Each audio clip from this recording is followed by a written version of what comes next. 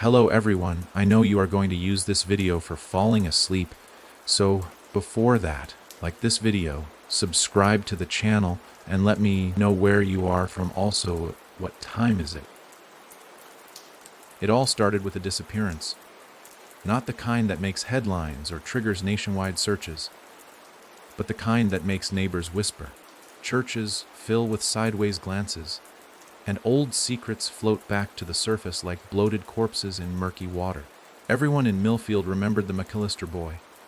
Bright eyes, loud laugh, a knack for sneaking out past curfew and climbing the tall willow tree that leaned into the cemetery like it wanted to be buried too. And then one day, poof, gone. No blood, no scream, just an open window and his muddy footprints leading to the edge of Black Hollow Road and stopping dead. You'd think the town would have moved on. They tried, of course. They always try. But Millfield has a way of swallowing its ghosts rather than laying them to rest. And the house on Black Hollow Road, the one that everyone said was empty, the one kids dared each other to touch, the one with windows like blind eyes, that house never let anyone forget. I didn't believe in stories. I never had. Even as a kid, when the other boys trembled at tales of the thing in the walls, I rolled my eyes and went back to my comics. But when my cousin Jacob vanished 3 years after the McAllister boy, the same night, the same window flung open, the same trail of footprints, I stopped rolling my eyes, because this time I saw what was at the end of those footprints. Let me back up. I'd come back to Millfield after a 10-year silence, pulled by something I couldn't quite name. Maybe guilt. Maybe the need to face what we all buried. Maybe I was just tired of lying awake, haunted by the memory of Jacob's last words. If I go in and don't come out, don't follow me. I followed anyway. The night I returned was soaked in that kind of silence that feels like a held breath. The moon was a slit above the horizon, leaking pale light over rotting leaves and broken fences. Millfield hadn't changed much. Same boarded-up diner, same leaning street lamps, same old men smoking outside the bar like time hadn't dared touch them. But the house had changed. It looked cleaner. That was the first thing. The yellow paint that had once peeled like skin was smooth now, almost shiny in the moonlight. The windows were shut tight, no longer gaping like wounds. And yet, somehow, it felt worse. It felt aware. I parked a block away. Call it instinct. Something in me didn't want the house to know I was coming. My boots crunched softly on the gravel as I approached, every step heavier than the last. The air smelled like iron and something else. Something sickly sweet, like rotting fruit left out in summer sun. I reached the gate and stopped. A small tricycle stood on the porch. It hadn't been there yesterday. I was sure of that. I'd watched the house from the corner store for an hour, sipping stale coffee and pretending not to stare. The porch had been empty. But now, the tricycle, red and rusted, with a single, muddy handprint smeared across the seat, I opened the gate. It didn't creak, no warning, just silent welcome.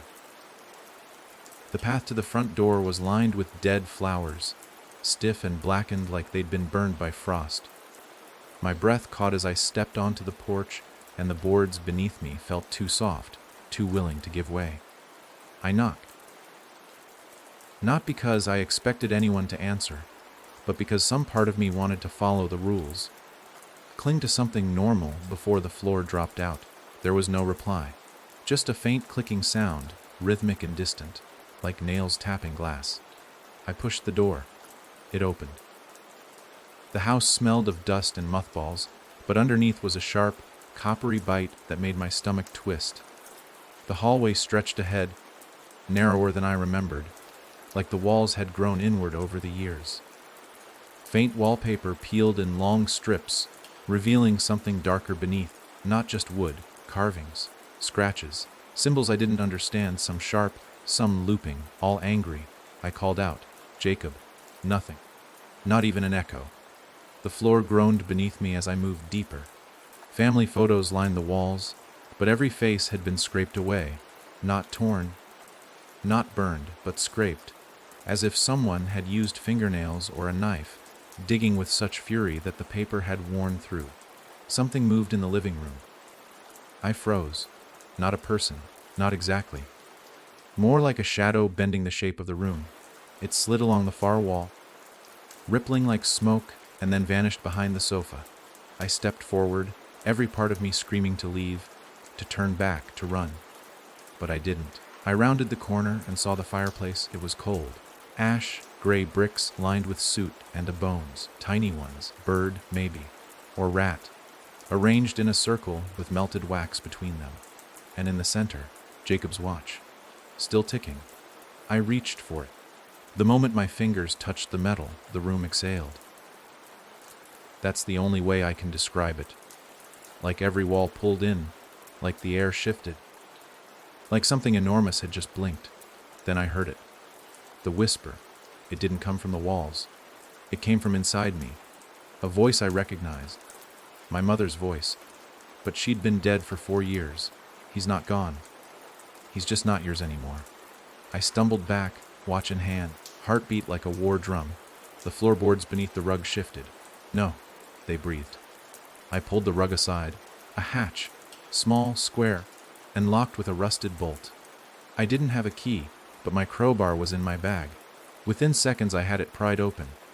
The smell hit me first. Thick, wet and old. Then came the sound scratching, faint and slow, like something trying not to be heard. I lowered myself into the dark. The basement wasn't like I remembered. The walls were stone, slick with moisture, and the air felt alive. My flashlight flickered, barely cutting through the gloom. Shelves lined one wall, covered in jars filled with cloudy liquid and shapes I didn't want to look at too long. One jar held a doll with human teeth. Another held what looked like a severed finger, still twitching. Then I saw the chair. It sat in the middle of the room, spotlighted by a single, swaying bulb. Chains dangled from its arms. Blood stained the seat. And behind it, a mirror. I should have left. I knew I should have left. But I looked, and in the mirror I saw Jacob.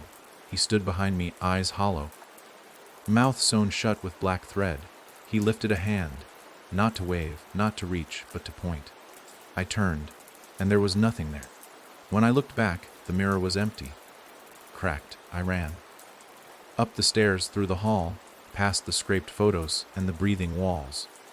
The front door slammed shut before I reached it, and I heard the tricycle squeal as it rolled across the porch. On its own. I grabbed the handle. It burned. I yanked my hand back, skin blistered where I'd touched it. Then something spoke. Not inside my head this time. Not a whisper. A voice, dry and cracked like dead leaves. One enters, one pays. Then silence. The door creaked open. I didn't question it. I ran through.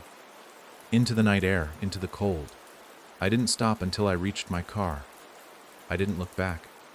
But I heard the door shut behind me, and Jacob's watch, it was gone. I checked my pocket, empty. My bag, nothing. Only the smell remained. That coppery, sweet rot. When I finally got back to my motel room, I noticed something new. A mark. On my chest, just above my heart. 3 lines. Carved deep. Still bleeding. And I knew, with the kind of dread that settles deep and stays, this was only the beginning. The house wasn't haunted. The house was hungry. And I just fed it. You said next.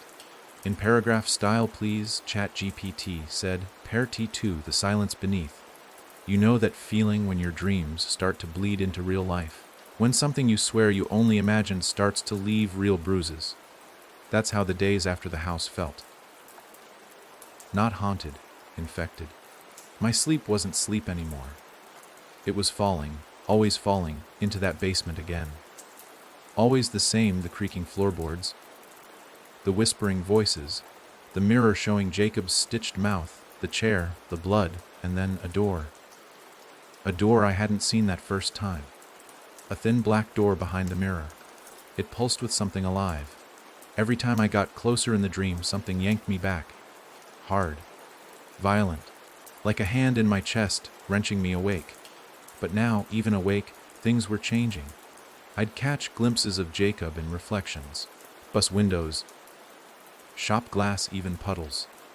He was never looking at me, just standing there, facing away, always pointing at something I couldn't see. The mark on my chest never scabbed.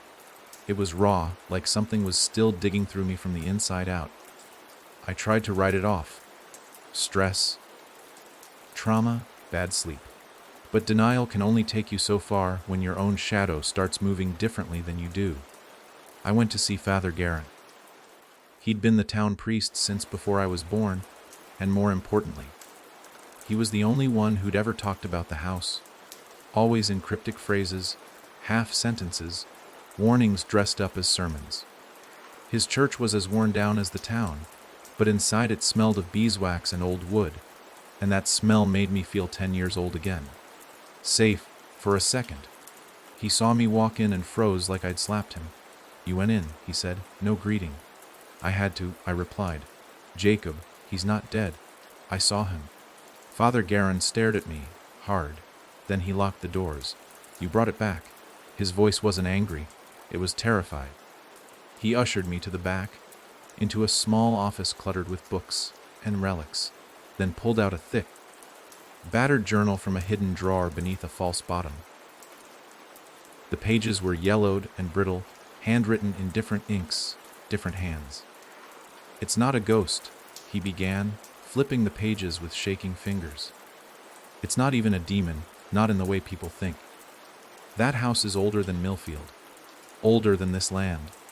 It was built on something that should have stayed buried." I leaned in. "What do you mean, something?" "A breach," he whispered.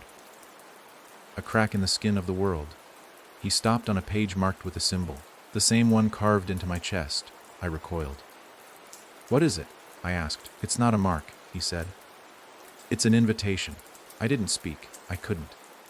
"You weren't just in the house," he continued. "You were seen by it. And now it knows you. It'll follow you in mirrors, in your thoughts, in your blood." My heart was pounding like a fist on a locked door. Then how do I stop it? Father Garin's face was gray. "You don't." He turned the journal toward me. "The last time someone went in and made it out, he wrote this. Said the house took something from him.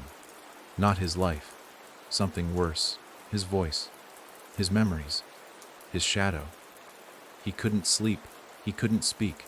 He just sat in his home until he starved to death, too afraid to go near a mirror.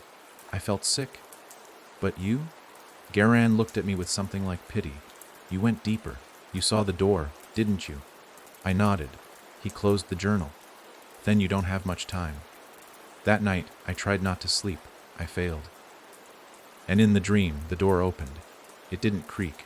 It didn't swing. It peeled, like skin sliding off bone. Behind it was nothing but darkness. Then 2 eyes opened within it, red, not glowing, but burning. And I heard a voice I can't forget. A voice that sounded like everyone I ever loved whispering all at once. "He's not yours. Come get him." I woke up on the floor. My sheets were soaked in sweat, my clock blinked 3:33 a.m., and the walls of my motel room were humming. Not a sound you could hear, but something you could feel in your teeth, in your bones. I couldn't breathe. The mirror above the dresser was fogged over, even though the room was cold. I reached for it. Something in me begged not to, screamed. But my hand moved anyway, like it wasn't mine. I wiped the glass.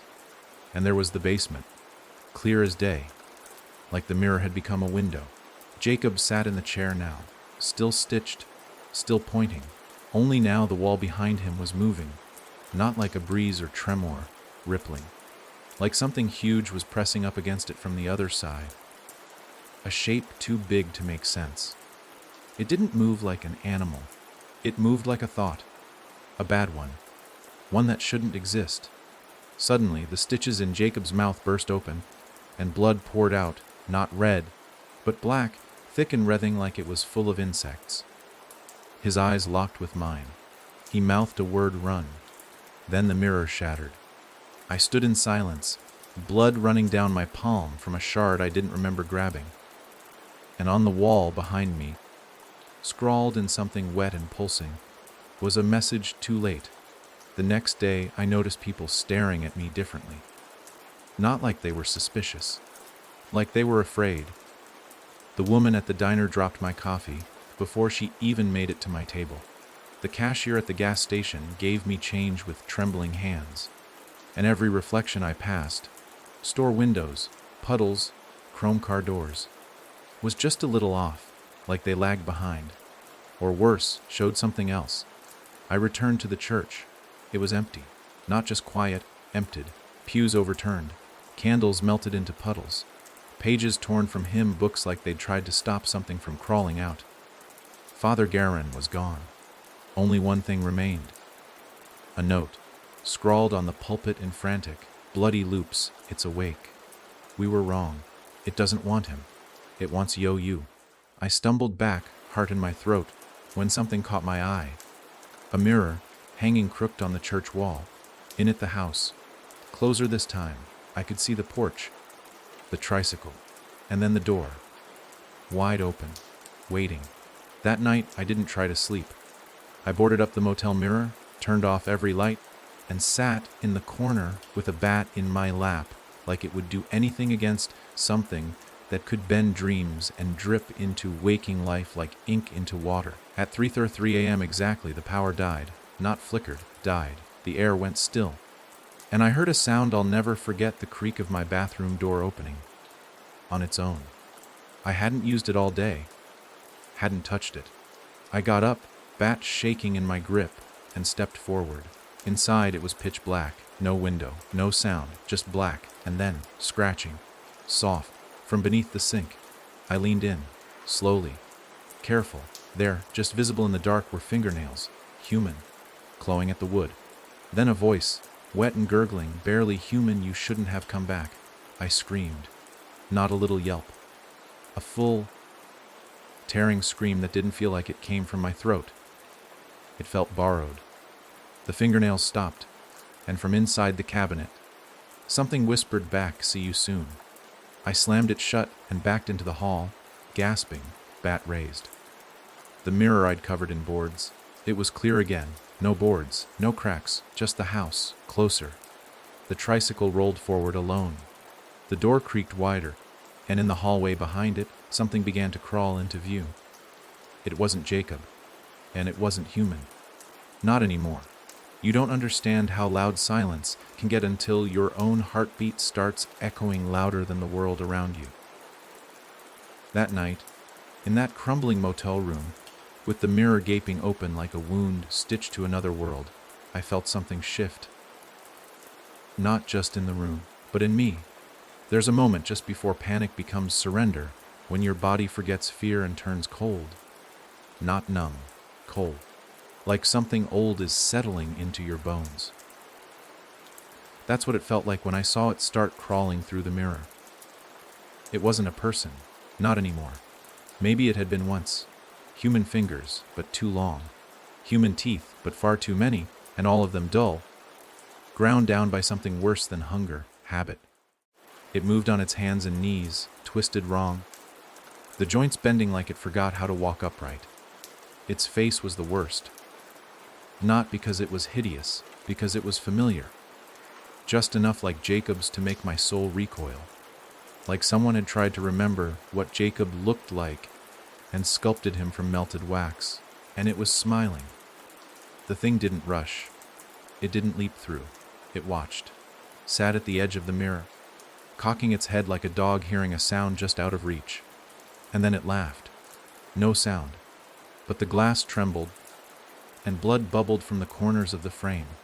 That's when I ran. I didn't even grab my keys. I sprinted through the empty streets of Millfield, every light flickering off as I passed like the darkness was chasing me on purpose. Houses looked wrong, like they'd shifted slightly when I wasn't looking. Windows taller, doors wider, roof lines bowed like they were heavy with secrets. I didn't stop until I reached the only place left that still felt like before. My childhood home. The front porch light buzzed weakly above the door. The moment I touched the doorknob, a flood of memories hit. Christmas mornings, scraped knees, my dad laughing at some awful joke only he found funny. The scent of cedar from the old wardrobe upstairs. I hadn't stepped foot in the place in over a decade, but the second I crossed the threshold, the past wrapped around me like a noose. It was too quiet.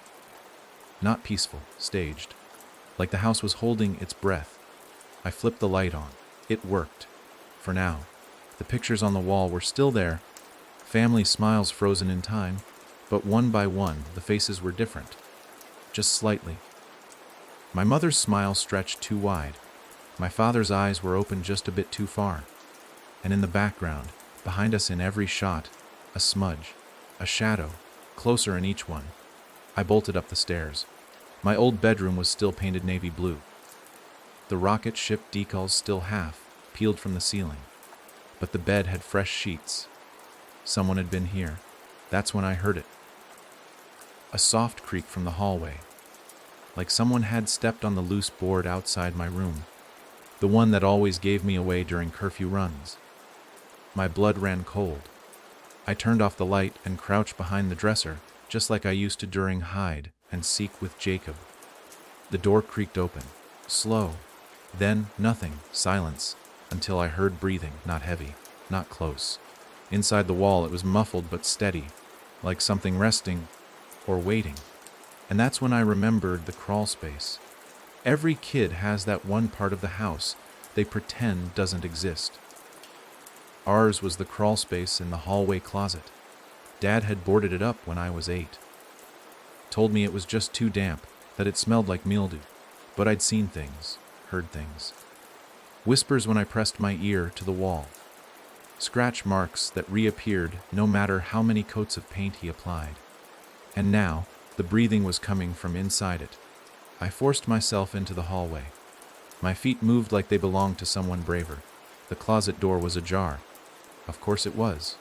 Inside, the wooden panel covering the crawl space was pried open. Not torn, not broken, unlatched. Deliberate. It was dark inside. I turned on my phone flashlight. A narrow tunnel stretched into black, just high enough to crouch inside. The walls were lined with insulation, torn in places revealing wood and old nails, and in the dust, tracks, not footprints, drag marks. Like someone had crawled in, then crawled out dragging something behind them. I should have backed out, but something pulled me forward. Halfway through the tunnel, I heard it again. That laugh, closer this time, more childlike. I spun around. The light flickered, died, total dark, and then whispering, right beside my ear, "You followed him. That means you're next." My scream caught in my throat. I scrambled backward, hitting my shoulder on a nail and tearing my jacket. As I fumbled for the exit, something brushed my leg, cold, smooth, and wet. I didn't look. I just kicked, felt it give. And then the tunnel behind me groaned like something was moving, fast. I burst out of the crawl space and slammed the panel shut. The laughter stopped, but the wall behind the panel pulsed, like it was breathing. I backed away, shaking, heart pounding so loud I could barely hear the knock at the front door. Knock, knock. 3 steady beats, then silence. I approached it slowly, peeking through the peephole. No one was there, but on the porch something sat. The tricycle. Again, this time, with a note taped to the handlebars. 4 words, written in blood, "He's in the walls." I threw it into the yard and slammed the door. But I knew it didn't matter anymore. The house, the thing, whatever it was, it wasn't there anymore. It was here. It had followed me. The question wasn't where it was hiding. The question was how many pieces of me it had already taken, and how many more it needed before I forgot my own name. And the worst part, I think Jacob's still alive, still trapped, and now I'm beginning to understand what it meant when it said one enters. One leaves, one pays. I just don't know which of us is paying, or which of us is coming back out. There's a sound walls aren't supposed to make. It's not creaking, or groaning, or settling. It's talking. Low? Murmuring like someone telling a secret just out of reach. That's what I began hearing after the crawl space. Not once, not twice, constantly. At first, it was only at night. But then it spread, like mold does, creeping into the daytime, bleeding into my thoughts. I'd hear it while boiling water, while brushing my teeth, while blinking, and the worst part, it wasn't in some forgotten part of the house. It was coming from everywhere. I stopped sleeping. It wasn't just fear. Sleep meant surrender. Surrender meant dreams. And dreams were where it was strongest. Whatever that thing was, the imitation of Jacob, the smirking shadow, the whispering voice, it was learning me. I could feel it. I could hear it. Do you remember when you pushed him? It said one night, soft as velvet from the kitchen vent. It knew. That memory was buried, rotten, the kind you dig deep into your chest and stack every excuse on top of. I hadn't thought of it in years, maybe decades, but suddenly it bloomed again. Jacob and I, 10 years old, fighting by the lake behind the church. I pushed him, hard. He hit his head, bled, cried, told me he hated me. I never told anyone, and now the house did. The vents were speaking in Jacob's voice, younger, raw, accusing. You made me bleed. I never forgot. I ripped the vent cover off the wall, hand trembling. Behind it, nothing, just darkness. But there was a smell, wet metal and burnt hair. And something else. Something that shouldn't exist inside a vent breath. Hot, steady, fogging the edges of the opening. I stumbled back, falling against the hallway table. Every photograph crashed to the ground, shattering in a single, deafening chorus. I didn't move. Couldn't. Then I heard it again, only this time behind me. I forgive you, it whispered. I turned. No one there. But a single picture frame remained unbroken. Jacob and me. The same lake, his arm around my shoulder. Only now, in the photo, he was staring straight at me. His eyes, black holes, smiling with too many teeth. I threw the frame into the fireplace. The glass didn't shatter. It screamed. The entire house shuddered, not from impact, like it was angry. That's when the lights went out. All of them. At once. Darkness snapped over me like a curtain drawn tight. I grabbed my phone, flicked on the flashlight, and it barely cut through the black. The beam trembled in my hands, bouncing across the walls, landing on what I thought was a water stain, until it moved. It crawled up the ceiling, long limbs, pale skin, a grin wide enough to split a skull. I screamed and backed into the kitchen. The light bulb above the sink flickered back on, barely glowing. And that's when I saw the knife, just sitting there, clean, waiting. But I didn't pick it up. I couldn't tell if it was bait or warning. I grabbed the flashlight again and moved through the hall. Every door was slightly open. Every shadow moved just a little too long after I passed. Then I heard it, crawling, inside the walls again, soft, then louder, faster. Every vent was shaking. I made it to the attic stairs and pulled them down. They creaked like bones. Dust exploded in a cloud, and something warm dripped onto my hand. I looked up. Blood, fresh, from the attic door. I climbed anyway. The attic hadn't changed. Old boxes, Christmas ornaments, forgotten toys. But one thing was new, a trail of handprints. Small, childlike, leading to the far wall. They vanished beneath a mirror. Another one. It shouldn't have been there. We never had a mirror up here. I stepped closer. It was already fogging, even in the cold. And then, like breath wiped from glass, a shape formed. Jacob. But not the one from my memory. He was older. My age now, but gaunt. Sunken eyes. Mouth slack and stained. And behind him, the thing. Always just out of focus. Always just smiling. Jacob looked into the mirror, into me. His lips moved. Help me. The glass cracked. Then the attic floor buckled. Not creaked. Split. Boards yawned open like a mouth, and below, nothing but darkness. I fell hard, smashing through layers of wood and dust and silence until I hit the floor beneath. But it wasn't the living room. It was the hallway again. Only it was wrong. Too long. Too dark. The wallpaper was wet and pulsing. And the air smelled like sulfur and forgotten things. I turned, and the door behind me was gone. No staircase. No attic. Just hallway. And a whisper behind my ear. You came back for him. I spun, flashlight beam shaking wildly. Empty, but ahead, another door, just like in the dream. Tall, black, no handle. Breathing. I approached. Legs heavy like moving through syrup. The closer I got, the louder the sound from behind the door became. Whispers overlapping, hundreds, maybe thousands. Some crying, some laughing, some repeating my name. Come see what you did. The door opened on its own. And I saw them. Not Jacob, not just him. All of them. The ones who disappeared. The McAllister boy. Father Garin. Others I didn't recognize. Dozens of them. All standing in a tight circle, unmoving, facing away. In the center, a pit. Deep round, carved into stone that pulsed like flesh. And from inside the pit, it rose. Not fast, slow. Like it knew it had all the time in the world. It didn't crawl. It unfolded. A shape that made no sense. Part man, part shadow. A smile on every inch of it. Teeth where eyes should be. Eyes on the palms of its hands. And worst of all, Jacob's voice coming from its mouth. You left me. I stepped back, horror coating my skin like oil. I didn't know. I choked. The thing grinned wider. But now you do. The ground cracked.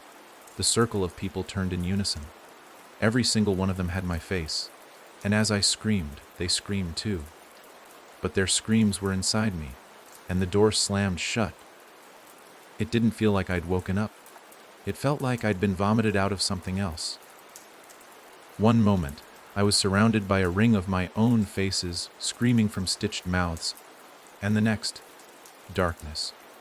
But not normal darkness. This wasn't the absence of light, it was the presence of something else. The kind of black that pressed against your skin, that whispered without words, that remembered you. I was lying on my back, not sure if I was breathing, not sure if I was still real. The air was thick, soupy, humming with insect wing vibrations too deep to hear, but impossible not to feel. Then, light. A slit above me, like an eye opening. Faint yellow glow spilled in, not from the sun, but from something flickering, artificial, struggling to stay lit. The moment that light hit me, the world around me moved. The floor beneath my back contracted like lungs drawing breath, and that's when I realized I wasn't on the ground. I was lying on something alive. I scrambled to my feet, slipping on slick, vein tissue that pulsed under my boots like it had a heartbeat of its own. The walls around me weren't walls at all. They were flesh. Not human flesh. Too smooth, too veined, too knowing. It shifted when I moved, like it was watching me from all angles at once. The tunnel I stood in was long, low, sea-linged, narrowing behind me. Ahead, the yellow glow pulsed at intervals, like the light was breathing too. I tried to breathe. My chest ached. My lungs felt full of smoke that wasn't there. I staggered forward, footsteps behind me, soft, bare. I froze. Listened. Nothing. Then don't turn around. The voice was behind my right ear, but no breath touched my skin. It was Jacob's voice again. Older, cracked, but laced with something else now. Mockery, maybe? Pity. Keep walking. If you look, you'll be hollow too. I walked. The tunnel pulsed tighter with every step. Soon I had to hunch. Then crawl. The light grew closer but dimmer, like it was retreating as I approached. And then I reached the end. A small circular chamber, smooth, wet, lit from above by a single naked bulb hanging from an impossible cord, because there was no ceiling, just more flesh. In the center of the room was a mirror, always a mirror. I didn't want to look, but I did. Of course I did. This time, I didn't see Jacob. I saw myself, but wrong, empty eyes, no color, just white. And my mouth sewn shut, not with thread, with roots. Tiny black vines that pulsed and twitched as I tried to scream. And behind me, behind my reflection, stood them. The hollow ones. I turned. They were real, not ghosts, not illusions, people, but less. Their faces sagged, no eyes, no mouths, no noses. Just smooth skin, like wax melted over skulls. Their heads twitched, snapping back and forth like broken dolls. Some wore rags, some wore nothing. But all of them had marks on their chests, just like mine. 3 lines, carved deep, leaking black. They didn't attack. They just swayed, watching me without seeing. I backed toward the tunnel, but it was gone. Flesh had sealed it shut. The walls pulsed with laughter. And then, the hollow ones spoke, not with mouths, but inside my skull. "You're already one of us," I screamed. This time, the scream left me. It tore through the room like a blade, echoing back twisted and wrong, and from the echo, another voice grew, low, rattling. Familiar. You shouldn't have looked. The bulb overhead popped. Darkness again. Except this time, I wasn't alone. A hand touched my shoulder. Too long, too dry. I turned. I didn't see its face, just its mouth. Jacob's mouth, but wider. Filled with teeth made of bone, glass, and mirrors. It grinned, then whispered, "Let me show you what happened to me." And suddenly I wasn't me anymore. I was him. 10 years ago. In the house. Running through that same hallway I'd just fallen into, only it was new then. Clean.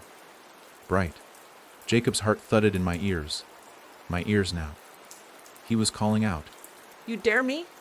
"Watch me!" I felt his small hand on the doorknob. Felt the cold crawl up his arm the moment he opened it. He stepped through. Into a room that should have been a basement. But it was a mouth. It closed. And the screaming began. Not his. The house's. The room I was in now breathed. The floor under my feet softened, gave way, and I fell again. This time through memories. I landed in my own house. But it was wrong. Too dark. Every photo on the wall had turned. Their backs faced me. And the television was on, playing home videos that never existed. Jacob in the chair, bleeding. Me standing behind him, smiling with that same glass and bone grin. I moved to the kitchen. The sink was full of hair, not cut, torn out. I opened the fridge inside my own face, eyes wide, mouth moving, whispering something I couldn't hear. Behind me the scrape of feet. Slow, shuffling, a hand on my back. This time I didn't turn. I ran, but the hallway never ended. It twisted, curved, spiraled into impossible angles, like a memorabilia strip built from flesh and wallpaper. And at every turn a mirror, and in every mirror May, closer to them. My eyes widening out. My mouth sealing shut, my face hollowing. I fell to my knees. And that's when I saw it again. The original mirror. The one from the attic. This time, it was cracked down the center. And inside the crack, an eye stared out, real wet, blinking, watching, and then I was back, in my house, on the floor, morning sunlight cutting across the room like a blade. Had I dreamed it? Was it real? My body ached, my skin burned. I rushed to the bathroom mirror, 3 lines on my chest, deeper now, and something else, my eyes. The color was fading, whiting out bit by bit, and on the mirror, scrawled in blood that hadn't been there seconds ago, was a new message. Part by part, you'll understand. The reflection smiled before I did, and in that smile, I saw its teeth. There are moments when fear stops being fear and turns into something colder, acceptance, maybe. Like your mind steps away from the chaos and simply decides, this is happening, you're in it. That's where I was when I stared into the mirror that morning, the one that now seemed to grin before I even moved. My face was still mine, mostly, but it was beginning to forget. Color fading from my eyes, voice thinner every time I tried to speak. The marks on my chest now crusted over, but somehow still fresh, and I could feel it. Beneath the skin, crawling, growing, learning me from the inside out. It was still morning, technically. The sun glared through the living room windows like it didn't know what had happened. Or worse, like it did and didn't care. But the house wasn't quiet. Not anymore. There was a low hum, a vibration that settled into the walls and never stopped. I could hear it in my teeth, and the air smelled different, like metal and mildew, like something too long buried had been dug up and left out to rot. I wandered through the house like a stranger. The rooms looked the same, but the angles were wrong.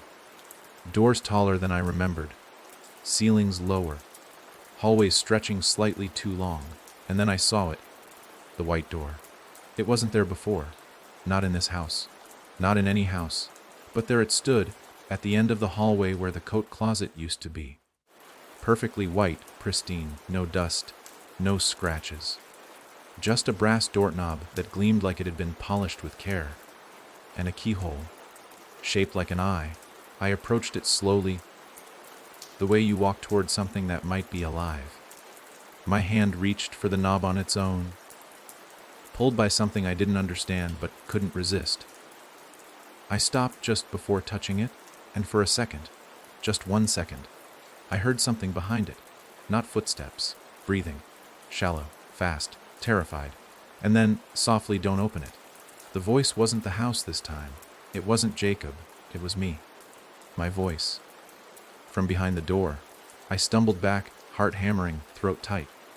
I knew I should have run. Should have left the house, burned it, salted the ground, never looked back. But the truth was, I couldn't anymore. The outside world wasn't safe either. Every mirror, every reflection, every moment of silence, they all belonged to it now. The thing I had awakened, or followed, or become a part of. I didn't know where the line was anymore. Maybe I'd crossed it already. Maybe there had never been one. But I still had to know what was behind that door. So I searched. I tore through the house like a man possessed. Drawers, cabinets, behind bookshelves, beneath floorboards. I didn't know what I was looking for, only that it would be a key. One that could fit the eye, shaped whole. And I found it in the worst place possible, the crawlspace again. The panel was open when I got there, and inside, lit by a candle that shouldn't have been burning, sat a box. Small, wooden, carved with symbols I had seen in my dreams but couldn't name. My hands shook as I picked it up. The wood was warm, pulsing. Inside, wrapped in yellowed cloth, was the key. Bone white, carved to look like a finger. With a fingernail, I gagged, but I took it. And when I stood back up, the crawlspace behind me was sealed. Again. I didn't look back. I made my way to the white door, inserted the key. The eye-shaped hole blinked, then turned. The door opened inward without a sound. Inside was nothing. Not empty space, nothing. Pitch black, but not dark. It was the color of forgetting, of being erased, of silence so thick it ate your breath before it left your mouth. I stepped through, and the door slammed shut behind me.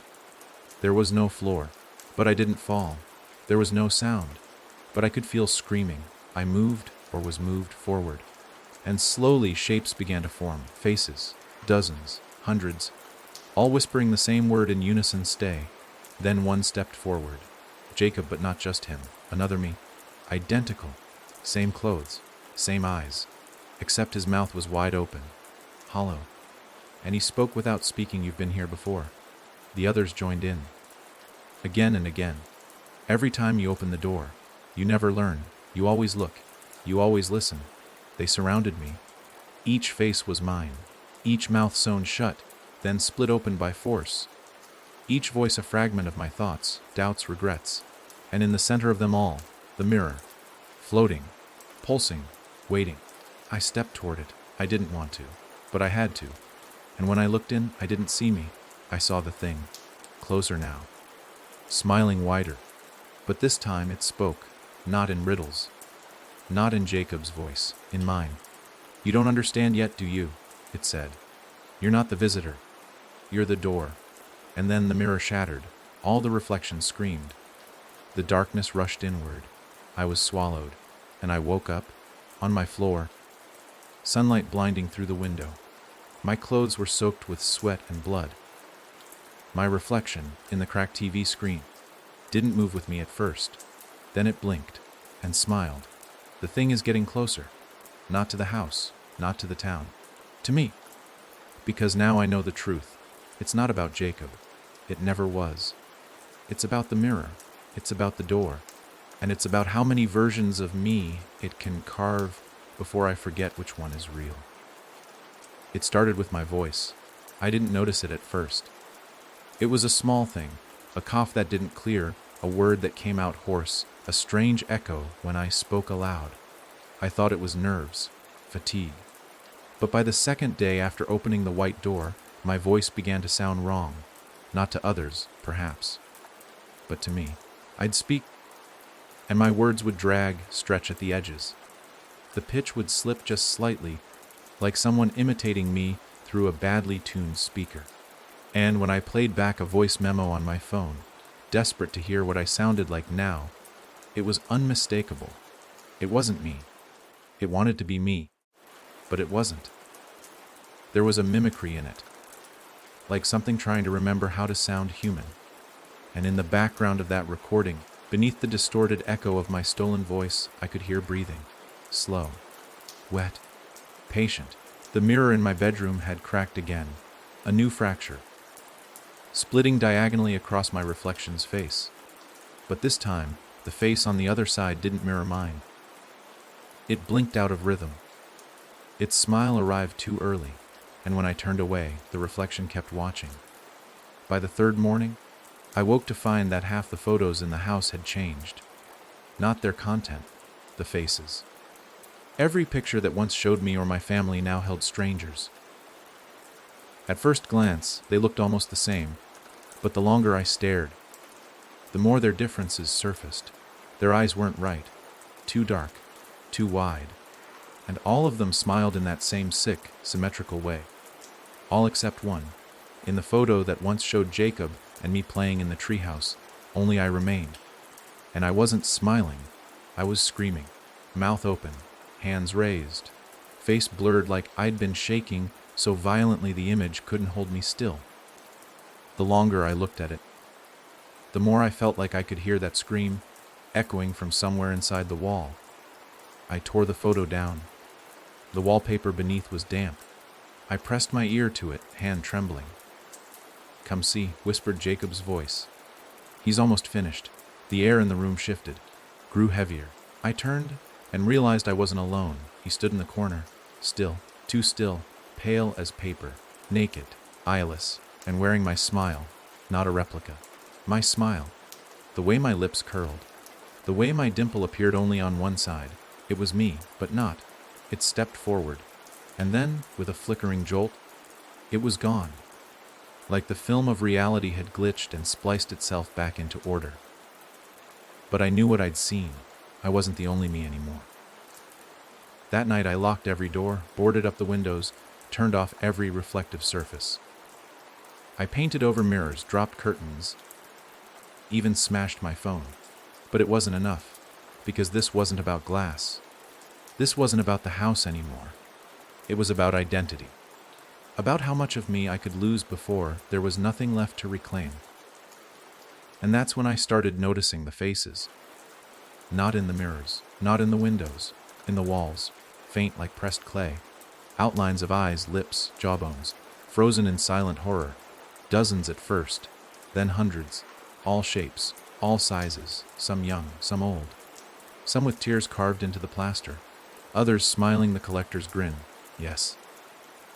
I'd started calling it that now, the thing from the mirror, the presence behind the door, the whisperer inside the vents. The collector. Because that's what it did. It didn't kill. Not right away. It gathered, imitated, replaced. It collected faces, personalities, selves. Each victim a new mask, a new voice, a new skin. I didn't know if Jacob was still alive in the traditional sense, but I was beginning to believe he existed somewhere within the collector's collection. Trapped, mimicked, maybe even scattered across versions of himself, stitched into this growing tapestry of stolen identity. And now it wanted mine, piece by piece. I saw it again on the seventh night, not in the house, in the street.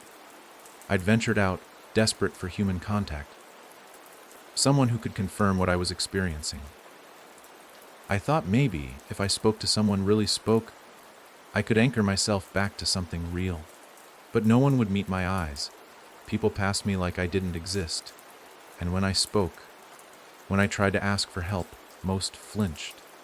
One woman screamed. Another crossed herself. I caught my reflection in the convenience store's security mirror. My eyes were bleeding. Not tears. Not red. A thick, black substance dripping from the corners. The clerk behind the counter muttered something in a language I didn't know and pressed a button. Shutters slammed down over the windows. I was shut out like a disease. I staggered into the alley behind the store, gripping my chest, trying to breathe. That's when I saw it again, standing beside a dumpster, still, smiling.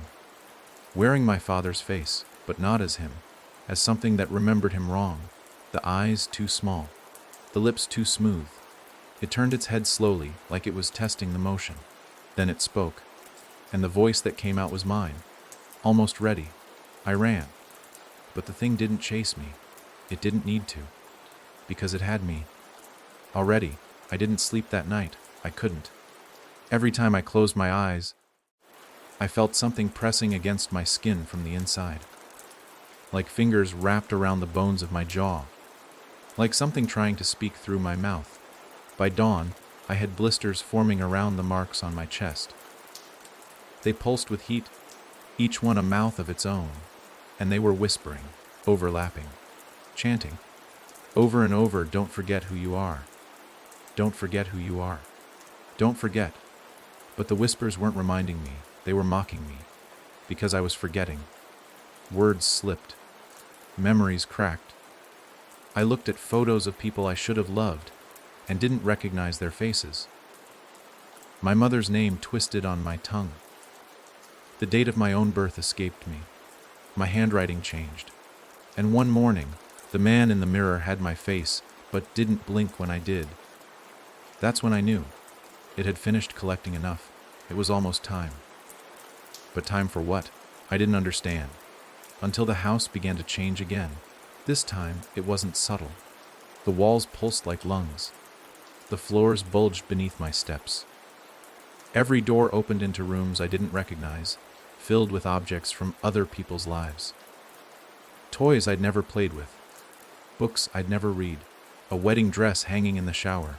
A single red shoe nailed to the ceiling. And in every room, faces. Not just imprints now. Real ones, hung like portraits, stitched together from fragments. Half a smile, a single eye, a nose pressed flat. All sewn into patchwork skins, stretched across wire frames, and they all whispered when I passed. "Help me. Kill it. You're next." I moved deeper into the house that used to be mine and found the hallway again. The long one. With the mirror at the end. Except this time, it wasn't cracked. It was whole, and it was open. A door again. Inside it the collector. No longer just a shadow. It stood upright now. Full height. And it wore my face, perfectly, flawlessly.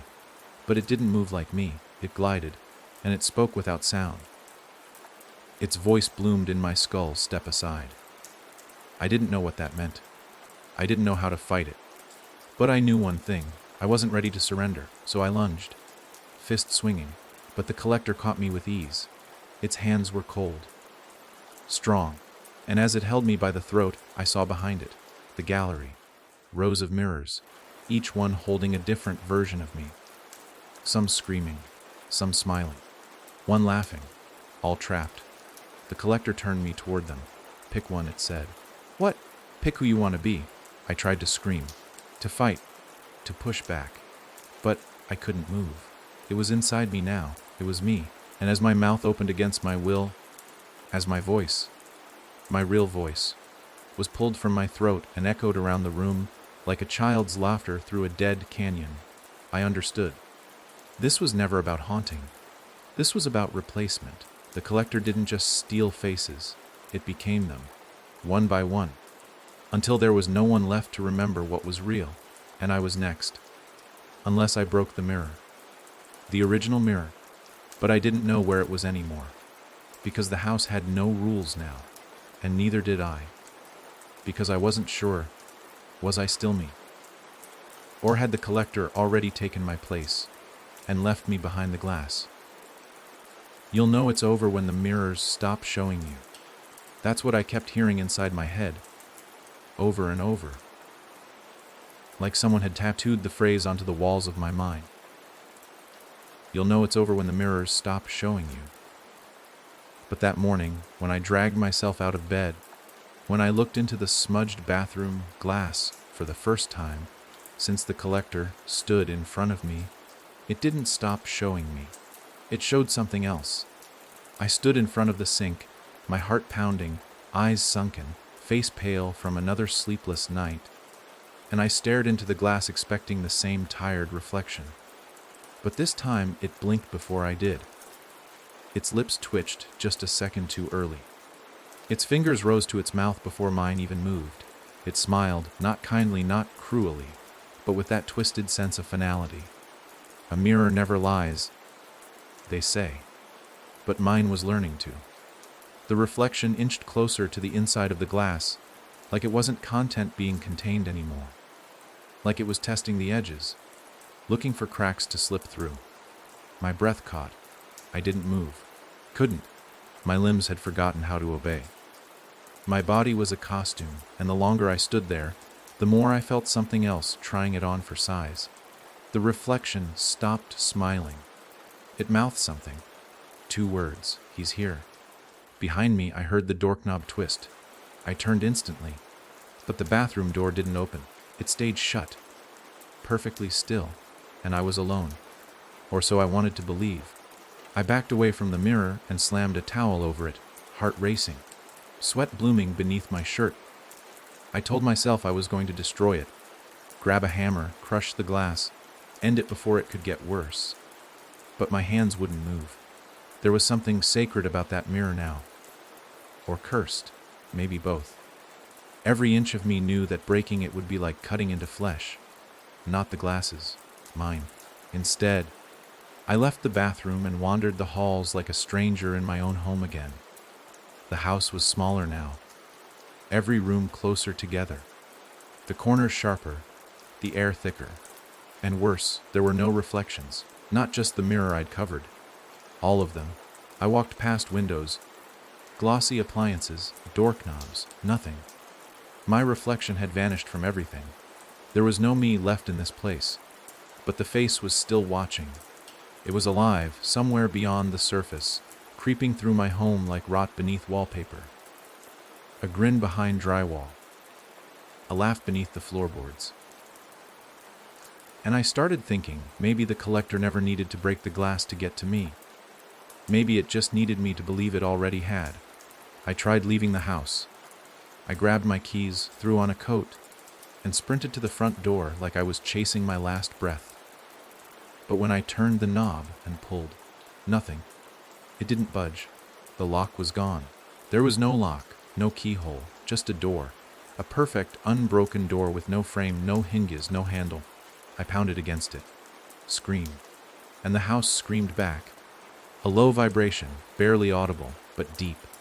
Like it came from the center of the earth itself. The walls shuddered. The ceiling buckled. And the light bulbs blinked out one by one. I fell to my knees and looked up. In the dark, every reflection I'd hidden, every glass surface I'd covered, every photo I'd torn down, all of them reappeared. But this time they were filled. Not with me. With others. Dozens of them. Hundreds. And they all wore my face. Some smiling. Some crying. Some laughing manically. And one, just one, staring directly at me. Nose bleeding, mouth open in a silent scream. And in its eyes, Jacob. Not alive. Not dead. Trapped. And behind him a door. The white one. Again. It kept coming back to that. The white door. But this time it was different. I looked to the end of the hallway, where it had first appeared, and saw it again. Perfect. Waiting. But something had changed. Its surface shimmered slightly now, like heat rising from asphalt, and the knob, the brass one shaped like an eye, was open. Split. Watching. I knew what it wanted. I knew what it needed. Me. Not my body. Not my soul. My identity. The collector wasn't a ghost or a demon. It was an eraser. It found people. Lured them in. Trapped them behind reflections. Then it wore them until nothing of them remained. Until everyone forgot they existed. Until even the memories of them dissolved like paper in water. It was finishing the job with me. So I walked toward the white door. Step by step, heartbeat by heartbeat. And I opened it, not out of courage, out of resignation. Inside, the world was silent, colorless, endless, like I'd stepped into the moment between seconds. The collector waited in the center. It wore my face now. But it had grown. Taller, broader, more confident. It wasn't mimicking me anymore. It was becoming me. Every movement smooth, every blink synchronized. And when it spoke, the sound was a harmony of all the voices it had taken. My father's, Jacob's, Father Garen's, even ones I didn't recognize. "You're late," it said. I didn't respond. I couldn't. I didn't know how to be me anymore. "I offered you a choice," it continued. "You ignored it." The white room flickered, and suddenly, mirrors bloomed around us like flowers. Dozens, hundreds, each one a different version of me. Some older, some younger, some barely human anymore. "This is what's left of you," the collector said. And then it stepped aside. Behind it, a single empty mirror, blank, smooth, waiting. "This is where you go now." I backed away, but there was nowhere to run. Only mirrors, only me. "You asked what happened to Jacob," it said, voice echoing. "You want the truth." It gestured, and the mirrors shifted. One cracked down the center, flickered, then cleared. Inside it, Jacob. But not Jacob. His body was slumped, his eyes wide with terror. He wasn't trapped behind the mirror. He was the mirror.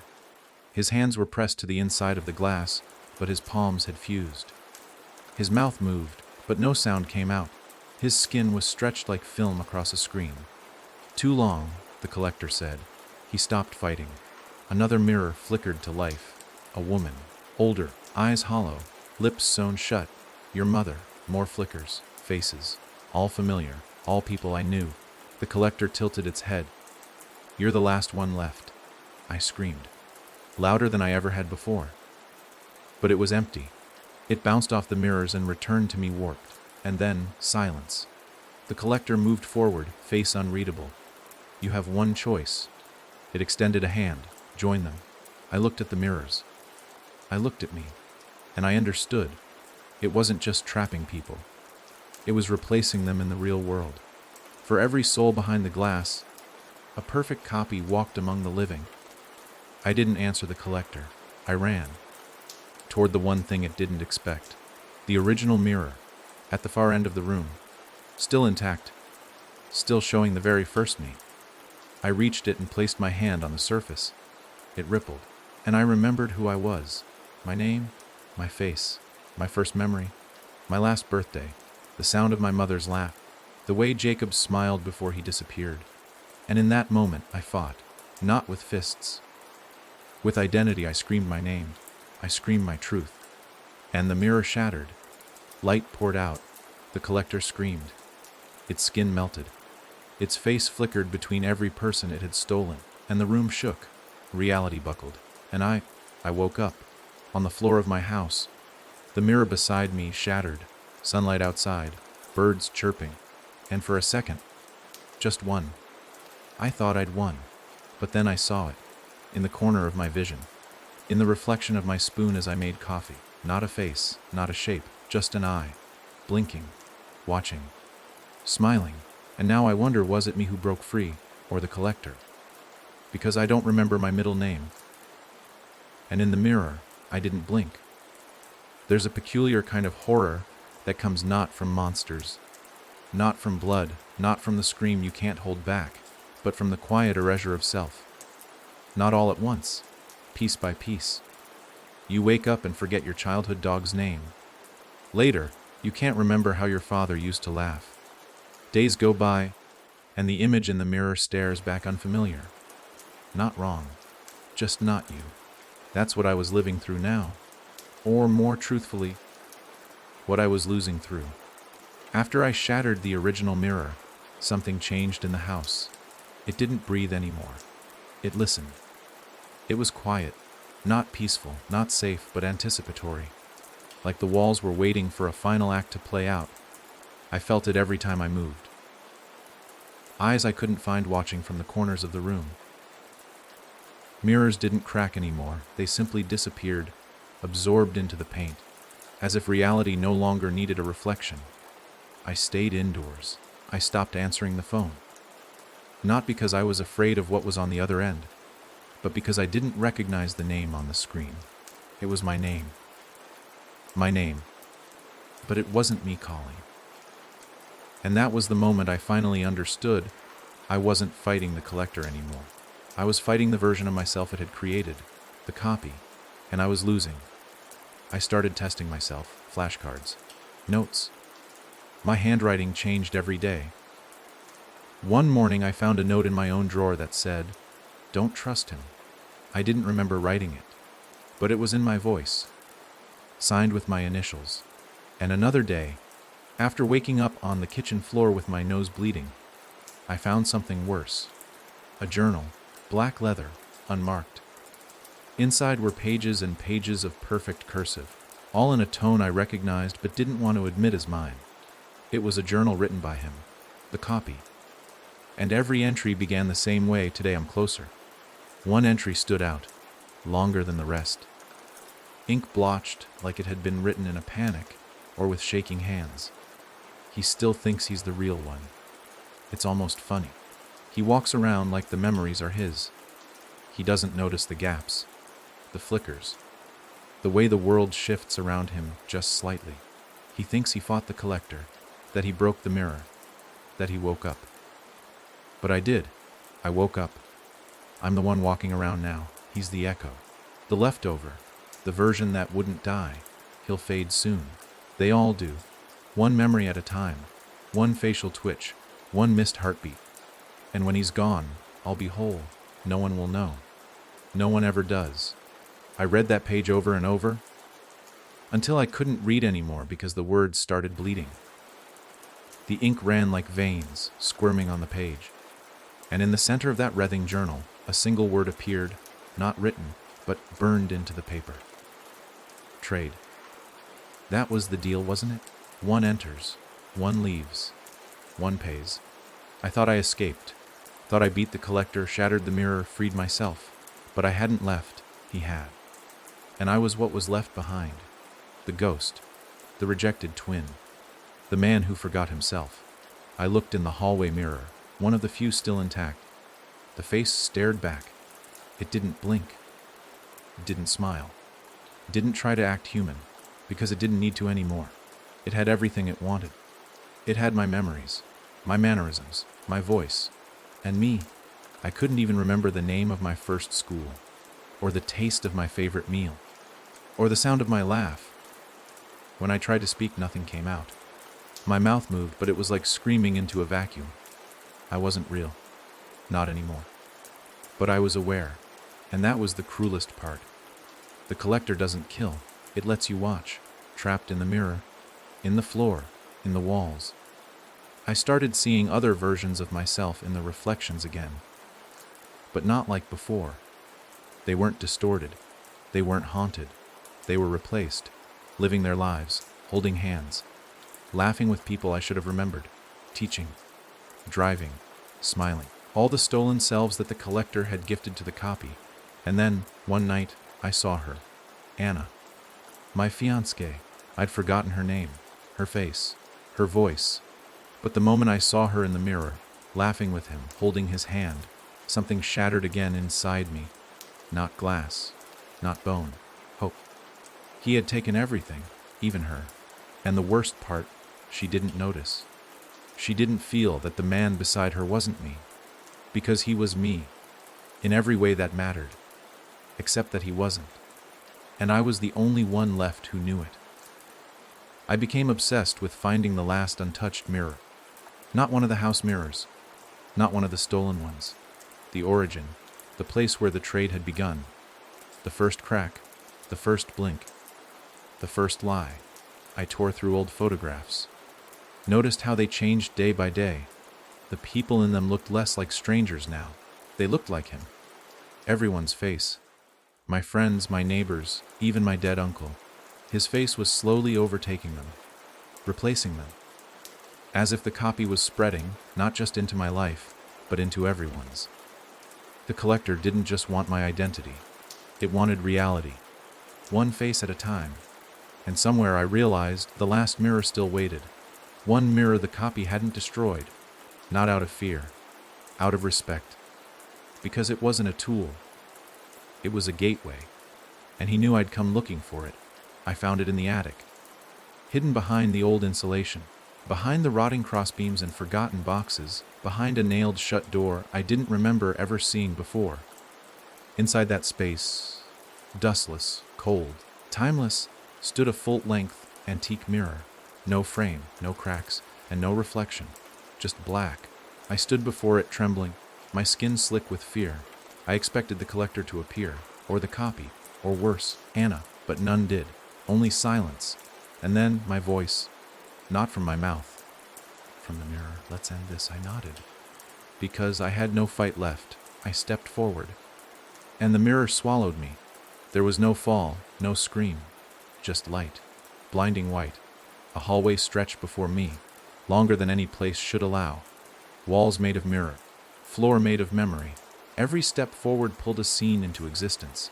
My first kiss, my graduation, my father's funeral, Anna's laugh, but none of them were real anymore. They were copies, echoes. And then, him, at the end of the hall, dressed like me, breathing like me, smiling like me. But he wasn't tired like I was. He was complete. He stepped forward, arms open. Time to let go, he said. No, I whispered. Time to remember. And with every word, he flinched. Because the collector thrives on forgetting. And I was done forgetting. I shouted my name, my truths, my pain, my flaws, my sins. I spoke until the hall shattered around me, until the mirrors cracked, until the memory floor blood. And it screamed. Its face warped, split, unraveled into hundreds of other faces. Jacob, my mother. The priest. Anna, me, until nothing remained but the truth. I woke up in a hospital. White lights, steady beeps, an IV in my arm. A doctor smiled at me. Welcome back, he said. You've been gone for a while. Gone. How long? I asked for a mirror. He hesitated, but handed me a small one. And I looked, and I blinked, and it blinked with me. For the first time in weeks, it was me. I was back. But then, in the reflection, just for a second, the door behind me, it blinked. Recovery isn't quiet. Not when you've spent days, weeks, maybe longer, fighting something that didn't want your life, but something worse, something deeper. Your identity. They told me I was lucky. That I'd been found collapsed in my house, covered in cuts, half dehydrated, mumbling nonsense. That I was stable now, healing. That the hospital would monitor me for a few more days and then let me go. They didn't understand.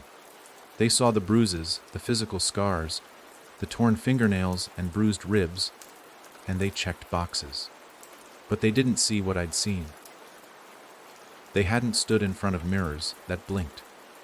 They hadn't watched a stranger live their life, wear their memories, smile at their love, and take their place in the world while their voice echoed silently behind glass. They hadn't screamed without sound. They hadn't stood in a hallway where the walls were made of mirror and memory and watched their identity split and scatter like blood on ice. I had, and though I woke up in a hospital bed, supposedly free, I could feel it. I wasn't. Not really. At first, everything looked normal. The walls were white, the lights too bright. A typical recovery room with a window looking out onto a cracked parking lot and a row of trees that never seemed to move. But then there was the door. The one I shouldn't have noticed. It wasn't the main door, the one the nurses used. It wasn't the bathroom either. It was a third door, too narrow, too tall, no doorknob, no hinges, no markings. Just a slit in the wall where there shouldn't be one, and worse, it was watching me. I don't mean that as a metaphor. I mean I felt it. Every time I turned my head, my stomach twisted. Every time my back was to it, my ears burned. The air around that door wasn't air. It was presence. Cold, crawling, curious. The way you'd imagine something ancient studying something fragile. When I asked the nurse about it, she blinked at me. What door? I pointed. Right there. Next to the IV stand. Her smile faded. There's no door there, she said, and she left quickly after that. I tried to sleep. I couldn't. The hallway lights outside my room buzzed like flies. Machines beeped too rhythmically. I turned over on my side, pulling the blanket to my chin, and opened my eyes for just a second, and the door was open, not wide.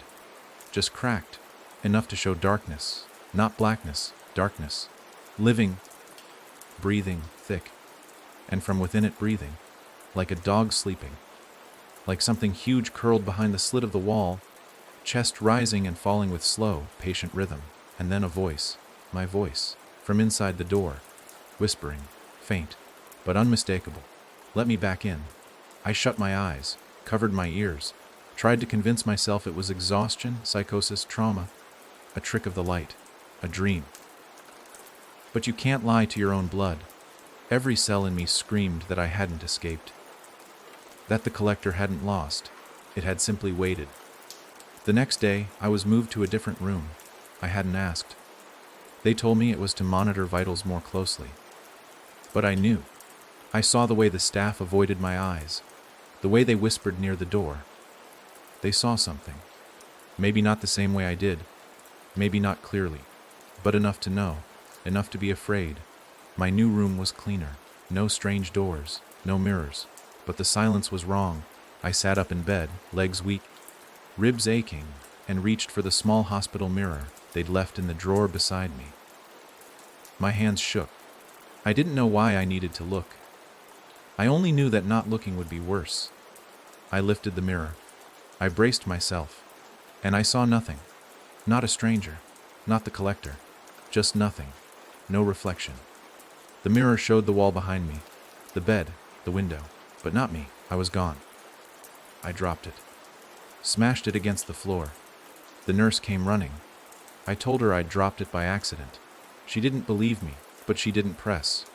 That night I dreamed again, of the hallway, of mirrors, of faces stacked like playing cards, thin, fluttering, whispering my name in broken harmony. And at the end of the hallway, the copy waited, still wearing my face, still smiling, still perfect. Only this time it wasn't alone. Behind it, rows of others, versions of people I recognized. Anna, my mother. Father Garin, each one now possessed. Now hollowed, now laughing through masks that looked just a little too smooth. And in the center of them all, where the original mirror once stood, there was a new door. Tall, white, same brass handle, same watching eye, but this one moved, like it breathed. And I knew this was the real one. The original door. Not from the house, not from my dream, but from before. From whatever came before me, and when I reached for it in the dream. The eye on the handle blinked, and I woke up screaming. The nurses wouldn't speak to me the next morning. A psychiatrist came. I lied through my teeth. Told her it was trauma. Told her I was feeling better. Told her I didn't see anything that wasn't there. She nodded and scribbled on her clipboard. Later, I peeked at it. 3 words: severe identity dissociation. They thought I was losing myself. They were wrong. I was watching myself being stolen. The next night, the door returned. Same place, same crack. This time it opened wider. Inside, I saw me. Not standing, not smiling, just sitting on a stool, head bowed, whimpering. Another version, another copy, another ghost. I didn't know. But it looked up, and it mouthed something over and over, "Don't leave me here." I backed away, slid into the hallway. No alarms went off, no footsteps followed, just silence. I wandered through the hospital barefoot, ivy pole dragging behind me. Every room I passed, empty. Every clock, frozen. Every mirror, blank. Until I reached a door, different from the others. Same brass eye, shaped handle.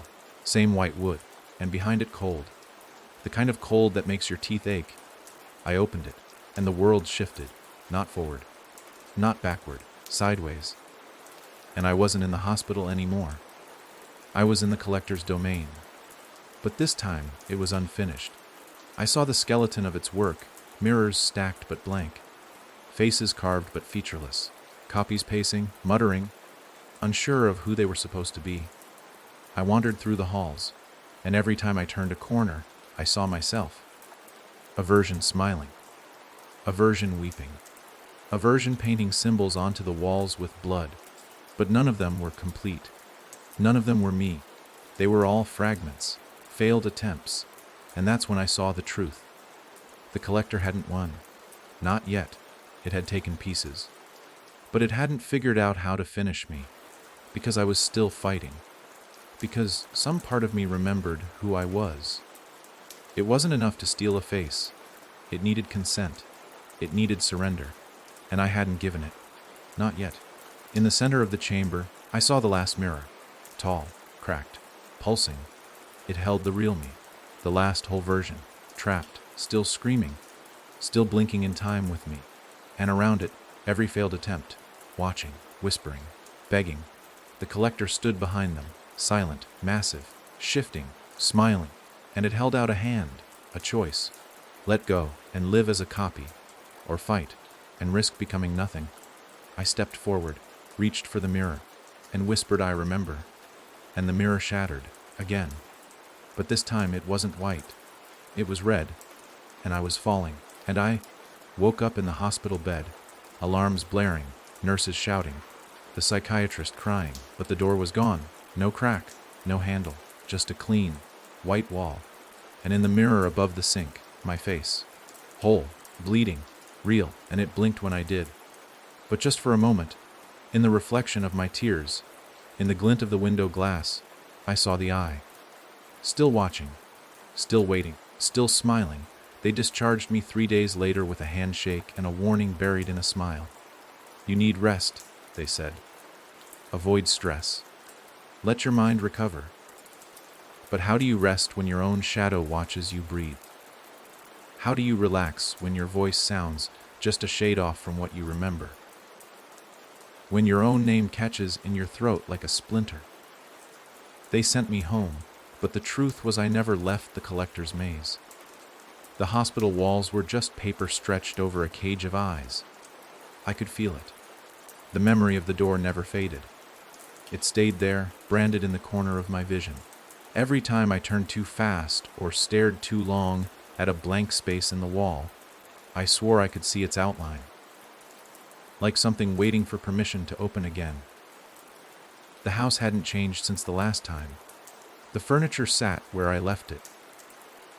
The air still smelled like old wood and dust, but I knew the moment I stepped through the threshold. Something was different. It wasn't just the silence, it was the attention. The floor beneath my feet no longer creaked, it listened. Every window reflected just a little too much shadow, and there was a new room. I found it by accident. Or maybe it let me. It was a door at the end of a hallway that used to lead to the linen closet. Same white wood. Same brass handle shaped like an eye. Except this one wasn't watching. It was weeping, a small black tear carved just beneath the iris. The moment I touched the handle, I felt warmth, not comfort, not familiarity. The kind of warmth that seeps into your bones and warns you turn back. I didn't. The door opened without a sound, revealing a room I didn't recognize but somehow remembered. It was mine. That was the worst part. I knew this room.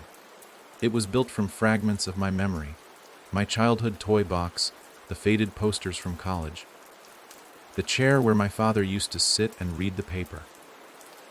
All of it gathered here, pieced together in a way that didn't belong. It was too clean, too still, like a museum exhibit of my life. I stepped inside. The door shut behind me. No click, no lock, just finality. The light flickered above, warm and yellow, and that's when I saw them, frames lining the walls.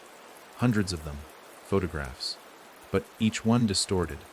Faces melting, colors bleeding, eyes scratched out with something sharp and frantic. But the most terrifying part wasn't what they showed. It was what they didn't. Every photo was supposed to have me in it. Birthdays, vacations, graduations. But I wasn't there. My place was empty, like I had never existed. Like something had gone back and erased me from the very moments I remembered most. And worse is something else was in my place. At first it was just a blur, a shadow, but the longer I looked, the clearer it became. That grin, those eyes, him, the copy, smiling with my mother, standing next to Jacob, waving beside Anna. In every memory I should have owned. My knees buckled, I dropped to the floor, gasping, and that's when the whispers began again. Low and familiar, the voices of people I loved. repeating one line like a mantra that scraped against my skull. "We don't remember you." Over and over. "We don't remember you." I pressed my hands over my ears, screamed into the carpet, but the sound kept bleeding through. It wasn't just noise anymore. It was intent. The room wanted me to forget. It wanted to wear me down until I let go. That's when the door opened again. Not the one I came through. Another. In the far corner of the room, same white wood. But this one was cracked wide. Beyond it, darkness. And in that darkness, shapes moved. I stood, unwillingly. My body no longer obeyed me. It moved because it remembered how to move, not because I told it to. I walked toward the door. Inside, the air was thicker, grazier. It clung to my skin like tar. The hallway beyond it didn't stretch forward. It curled, wound, breathed. The walls were padded with the same photos, each one now replacing me entirely. The copy wasn't blurry anymore. He was crisp, real, wearing my clothes, my expressions, doing things I couldn't even remember doing. But clearly he had. The hallway ended at a mirror, tall, clean, uncracked. It didn't reflect me. It reflected the room behind me. But there was no hallway, only the room I came from. I turned around. I wasn't in the hallway anymore. I was back in the room. And now, it was full of people. Dozens of them, standing, still, staring, faces gone. Smooth skin where mouths and eyes should have been. But each one was dressed like me. Different stages of life. My 5th grade Halloween costume, my prom suit, my graduation gown, all staring. And then they stepped aside, and he entered. The copy. The final version. Perfect in every way. Not smug. Not evil. Just calm. And he spoke. "You can't live out there," he said, nodding toward the door. "They won't remember you. They won't hear you. You're a bruise on reality. I'm the healing." I tried to speak. No words came out. Only static. "You were the draft," he said. "I'm the book." He stepped closer. Offered me his hand. "You don't have to fade. You just have to accept." And I almost did. That's the truth. In that moment, I was tired, so tired. And he was right. No one would know. No one would care. Except, there was one thing he couldn't copy. One memory he couldn't steal. The sound of Jacob's laugh as we hid from our parents in the tall cornfields behind the church. It came back to me, sharp, pure, untouched. And I smiled. Not the collector's smile. Mine. And I whispered, "He used to laugh louder than anyone." The copy froze, tilted his head. "What?" "He laughed louder than anyone," I repeated. "And you don't remember it, do you?" His face twitched. Just a flicker. But it was enough. He wasn't perfect. He was incomplete. I was the memory. The original. And suddenly, the room shook. The faceless versions of me cracked down the center. The light above blinked out. And from beneath the floorboards, a new voice rose. Jacob's. Now, the mirror shattered. Light flooded in. Not white, not red. Blue, and I was pulled through. Out of the room, out of the maze, back into my house. Standing, breathing, alive. The copy was gone, and I was alone. No mirror, just silence. For the first time in weeks, the house felt still. Not alive, not watching. Just still. But I knew better. I hadn't won. Not fully. Because when I looked in the mirror that morning, my face blinked before I did. Only by a fraction. But it blinked first. There is a kind of silence that settles after a storm, but it doesn't calm. It hovers, watches. That's the silence I lived in after I left the room that remembered. It wasn't the quiet of safety. It was the hush of something that had paused, not ended. Like the moment after a breath, when you're not sure if you'll exhale or scream. I was back in my house. The walls were still, the air stale, and everything looked like it had before. But I wasn't convinced, because nothing felt right, not me. Not the house. Not the world outside. Something had followed me back. Something was waiting. And I didn't know if I had truly escaped, or simply stepped into another layer of the trap. I stopped speaking altogether. There was no one to talk to. And besides, every time I heard my own voice echo off the walls, it sounded wrong. Not different in pitch or tone. just misplaced. Like the voice didn't belong in this space anymore. Like it had been borrowed. Or worse, rehearsed. I began writing things down instead. Notes to myself, in case the memories started slipping again. Pages filled with reminders you are you. You're the original. Do not trust the mirrors. Do not follow the voices. Do not answer if it sounds like her. That last one, I didn't even remember writing it, but it was underlined. 3 times. I left it taped to my bathroom mirror, days blurred together, or maybe it was weeks. I stopped keeping track. Clocks didn't help anymore. They ticked, sure, but not forward. At least not always. Sometimes I'd watch the minute hand twitch backward. Not enough to notice at first, just a second, maybe 2.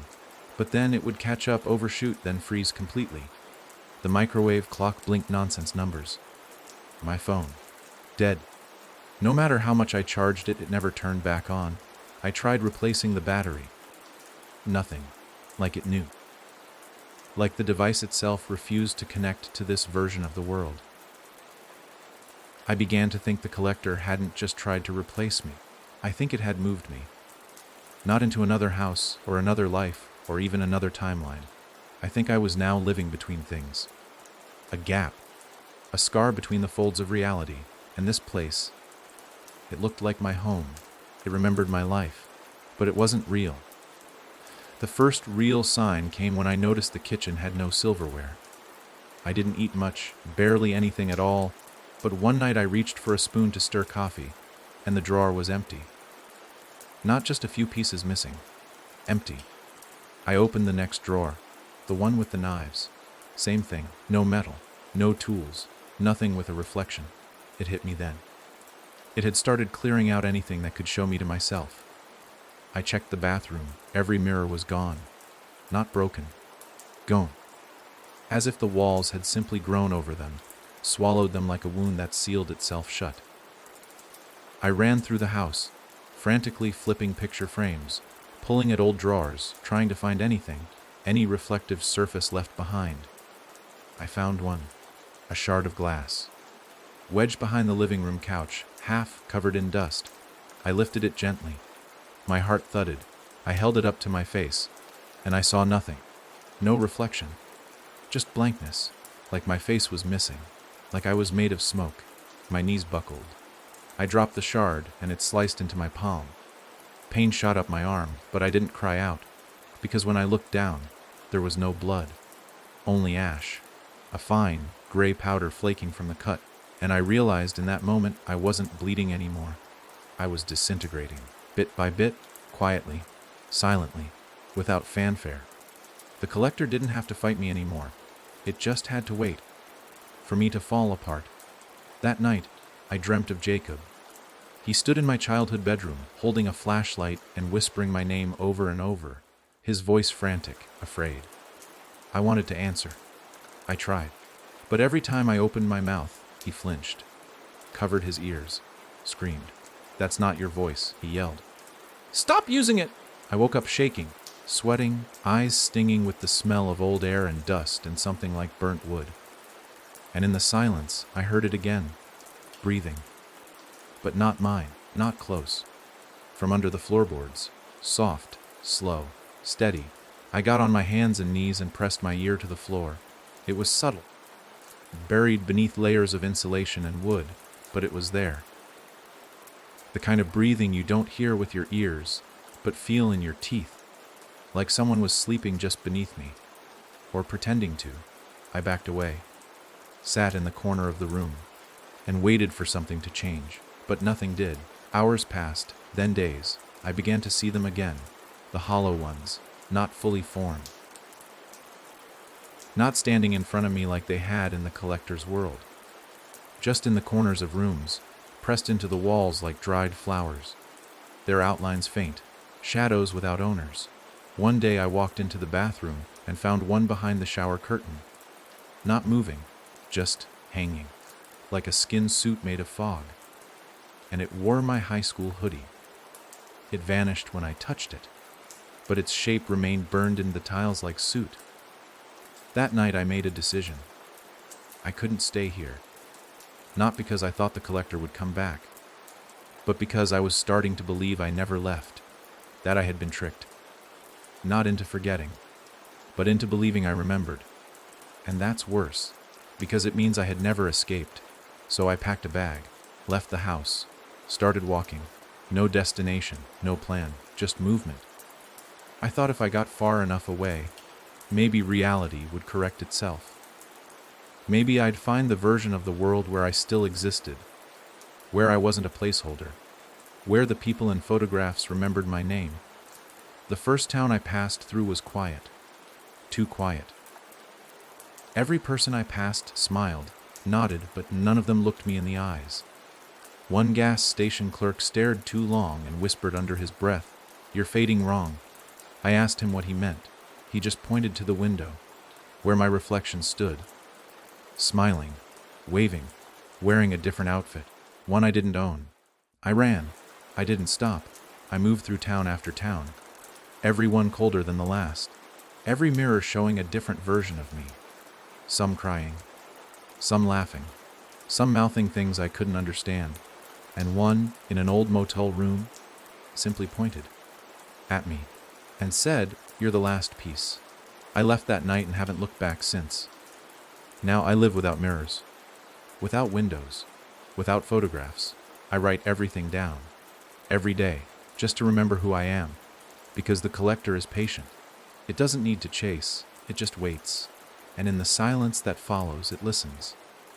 For the moment you stop writing, stop speaking, stop being, and when that happens, when you forget your own name, your own face, it steps through, smiling, and takes its place. It began again with a whisper, faint, familiar, the kind that slips beneath the door, floats through your sleep, and settles on your chest before you wake. At first, I told myself it wasn't real. I'd been walking for days, maybe longer, living off vending machine snacks and gas station water. I hadn't seen my own face in what felt like a lifetime. That was the plan. No mirrors, no glass, no surfaces that could lie to me. But now, even without reflection, something else had found a way through. A sound, a voice, mine. It came in the middle of the night, outside the abandoned diner I'd decided to sleep in. The place was a wreck. Broken windows boarded up, counters warped by mold, ceilings sagging with moisture that smelled like old rot and mildew. I'd curled up in a booth, tucked under a threadbare jacket, trying to keep the cold from crawling too deep into my bones, when I heard it. 3 syllables, soft, distant. My name. But it wasn't a question. It was a claim. Like someone wasn't asking where I was, but reminding me of who I belonged to. I sat up fast, heartbeat thudding so loud I couldn't hear anything else for a few seconds. I scanned the room. Empty. Same as it had been when I arrived. Broken furniture, peeling linoleum. A smell like something had died behind the counter and decided not to rot all the way. And then I saw the window. The only one not boarded, just a square of dusty glass behind the counter. And through it, nothing. No streetlight, no stars, just black. And in the black, movement. Slow. Liquid. Not something walking past the window. Something rising. I didn't go to it. Not at first. I sat there, frozen, heart in my throat, breath shallow, watching as a pale shape slid into view from below. It wasn't a face, not exactly. Just an impression of one. Smooth skin pressed against the glass from the outside, bulging slightly from the pressure. Eyes that weren't eyes. A mouth that didn't open, but still spoke. "You forgot something." I backed away. But the voice didn't follow, not with footsteps. It followed with echoes. Every corner of the diner began to whisper. Every cracked tile hummed with noise. Voices stacking on top of each other, not in volume, but in volume of selves. Dozens, hundreds, all sounding like me, some shouting, some sobbing, all in unison. "Come back." I ran. Out the side door. Into the woods. Into the night that no longer felt like earth. I didn't stop running until my legs gave out. Collapsed somewhere off the highway, I gasped into dirt, my fingers trembling as I clawed away leaves and mud just to feel something that wasn't memory. The air smelled wrong. sweet and thick, like overripe fruit and embalming fluid. And then the whisper returned. From behind me, right beside my ear. "You don't belong out here." I spun. No one. Just trees. But the bark was smooth, like skin, and some of them were breathing. Not the wind. Breathing. Slow and rhythmic, like slumbering things disguised as roots. I stumbled backward, and that's when I saw the footprints. My own. Stretching ahead of me in the mud. Fresh. Leading deeper into the woods. But I hadn't walked that way. I'd run from the diner, opposite direction. Yet there they were, pressed into the earth like someone had walked just ahead of me. Barefoot. Same stride, same depth. I followed. I didn't want to. But something about those prints, I couldn't ignore them. They were mine, but not quite. A little too long. A little too narrow. Like the feet were wearing a version of me that didn't quite fit. They led to a clearing. Empty. Still. No sound. Not even bugs. And in the center, something impossible. A door. Standing alone. No frame. No hinges. Just a white door embedded into the air itself. Hovering a few inches above the ground. Perfectly vertical. Same brass handle. Same eye carved into the metal. Only this time, it wasn't watching. It was crying.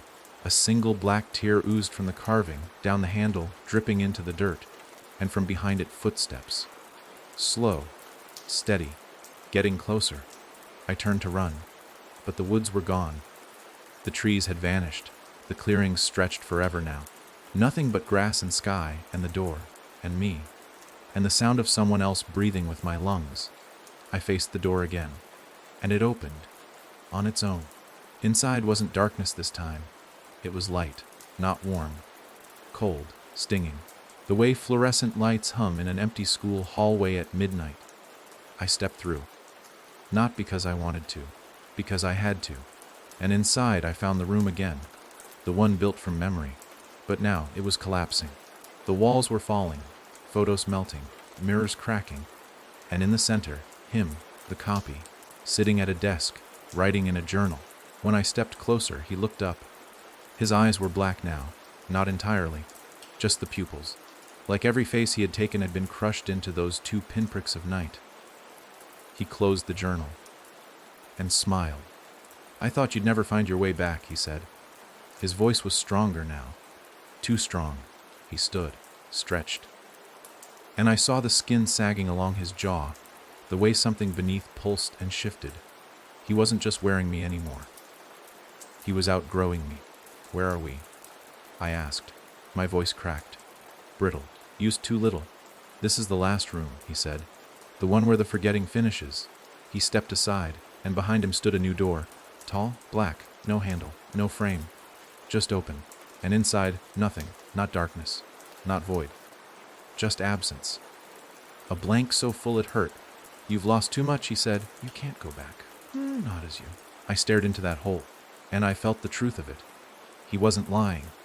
I wasn't whole anymore. Pieces of me had been copied, fractured, stolen, used. He'd lived in my place, walked in my shoes, laughed in my mother's face, kissed Anna with my lips. And now, I didn't know if there was a version of me worth saving, but then I heard it, faint, from somewhere inside the black, a laugh, Jacob's laugh, not broken, not hollow, pure. I turned to the copy. "You couldn't take it," I said. He blinked. That smile faltered. "What?" "You couldn't take his laugh. You couldn't replicate it." I stepped closer, and the walls around us shook, because it was true. There were pieces he couldn't copy, pieces that belonged to memory alone. Sound, emotion, fear, pain, love, laughter. And those were mine. He growled, skin splitting, face sliding. But I lunged, grabbed the journal, and tore it in half. The pages screamed, the walls blood, and the copy fell to his knees. I dragged him toward the door. That hole in the wall where all forgotten things go. "Your turn," I whispered. He clawed at me, begged, but I wasn't listening. I shoved him in, and the door closed. Forever. Behind me, the room collapsed, and I fell again, not through space, through time, through self, through the versions of me that had tried to hold on. And then I woke up, in a motel, dusty, cheap, but real. My reflection in the window blinked with me. Outside, a highway buzzed with cars. The world had come back. Or maybe I had. But I don't smile anymore. Because sometimes, late at night, I hear something at the window. Knocking, whispering, laughing. And sometimes, I laugh back. By the time I reached the next town, the sky had taken on that pale, washed-out color that didn't belong to dusk or dawn. It was like the world itself was smudging, the edges wearing thin under my feet. I hadn't spoken to anyone in days, hadn't eaten anything substantial in longer. Not because there was no food.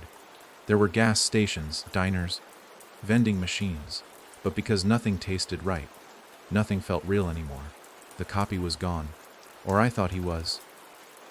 I had dragged him into that black door, into the abyss behind the mirror, and closed it with everything I had left. But his fingerprints were still all over the world. Smudges, tiny distortions. A laugh in the wrong place. A reflection in a dark window when I walked past. Things that shouldn't still echo, but did. I entered the town with no name. At least, not one I could read. The signs were blank. Street corners marked with rusted poles that held no words. The map in the old motel lobby had a big red arrow that read Yourer, but every street and label had been scrubbed out with thick, black marker strokes. I asked the motel clerk what the town was called. He smiled. Too wide, too slow, like he'd practiced it in a mirror. You know where you are? He said. I didn't. But I nodded anyway. The room he gave me was number 7, always number 7. No matter how many keys I saw on the wall, only one hook had anything hanging from it. The others were there, labeled, rusted, hollow, but only one had a key. Room 7. When I asked if any other guests were staying, the clerk's smile didn't falter. You're the only one who remembers checking in, he said. The room was clean. Too clean. Sterile, like someone had wiped it down with bleach and silence. The TV only played static. The bathroom had no mirror. The window overlooked nothing but a tall, wooden fence that circled the back lot. And the bed, made perfectly, crisp corners, sheets so tight they fought my fingers, smelled faintly of burned paper. I lay there for hours, listening. To the wind that didn't blow. To the clock that didn't tick. And to the voice at the edge of sleep that whispered, "You left something behind." That's when I remembered the journal. Not mine. His. The copies. I had torn it apart in the last room. Ripped it from his hands and shredded it before shoving him through the door. But I hadn't burned it. I hadn't destroyed it. I'd left it there. That was a mistake. The kind that lingers. I woke that night to the sound of scratching, not at the door. From inside the walls, slow, deliberate, like fingernails carving a name into old wood. I pressed my ear to the plaster and listened. The scratching stopped, and then I heard a voice. Not mine, not the copies. Higher. Familiar Jacob. You're getting too close, he whispered. You're almost through. I stumbled back, heart racing. Almost through what? I stared at the wall, searching for a seam, a crack, something to tear open, but there was nothing. Just blankness. A wall that didn't feel like a wall. I opened the window to get air, but outside, the fence had changed. It was taller, and there was something written on it now. One word, carved deep into the wood, freshly bleeding sap. RARN. That's when I noticed something else. The room wasn't just clean, it was empty. Too empty. There were no pens, no paper, no drawers. No reflections, no evidence I had ever arrived. I checked my pockets. No wallet, no ID, no receipts. Even my name was starting to feel foreign on my tongue, like a word I'd overheard once but never used. I whispered it to myself, just once, and it came out wrong. Not mispronounced, translated, as if I were reading my name in another language. One I didn't understand. I tried again, and again. Each time, it slipped further. Letters rearranging, vowels stretching, until all that came out was eerie, then silence. A name cut short, interrupted, stolen. That night, the dreams returned. I stood in a desert of mirrors, thousands of them, each one a door. each one humming with the hum of identity, and in every one, someone else wore my face. Some wept, some raged, some stared blankly, but none of them were me. I ran through the desert, searching for the mirror that felt right, that buzzed with recognition. But none of them did. And the further I ran, the fewer there were, until finally, nothing. Just a wide, open plain, and in the center a single frame. No glass, no reflection, just a frame nailed into the air, waiting for someone to step through it. I awoke gasping, hands trembling, palms sweating. And on the motel room floor, written in the dust with a finger that wasn't mine, were 3 words, "You are fading." I wanted to leave. But the key was gone. The door opened to the hallway, but no matter which way I walked, it circled back to room 7. Each door I passed also marked 7. No sound, no footsteps. Just that same soft scratching from inside the walls.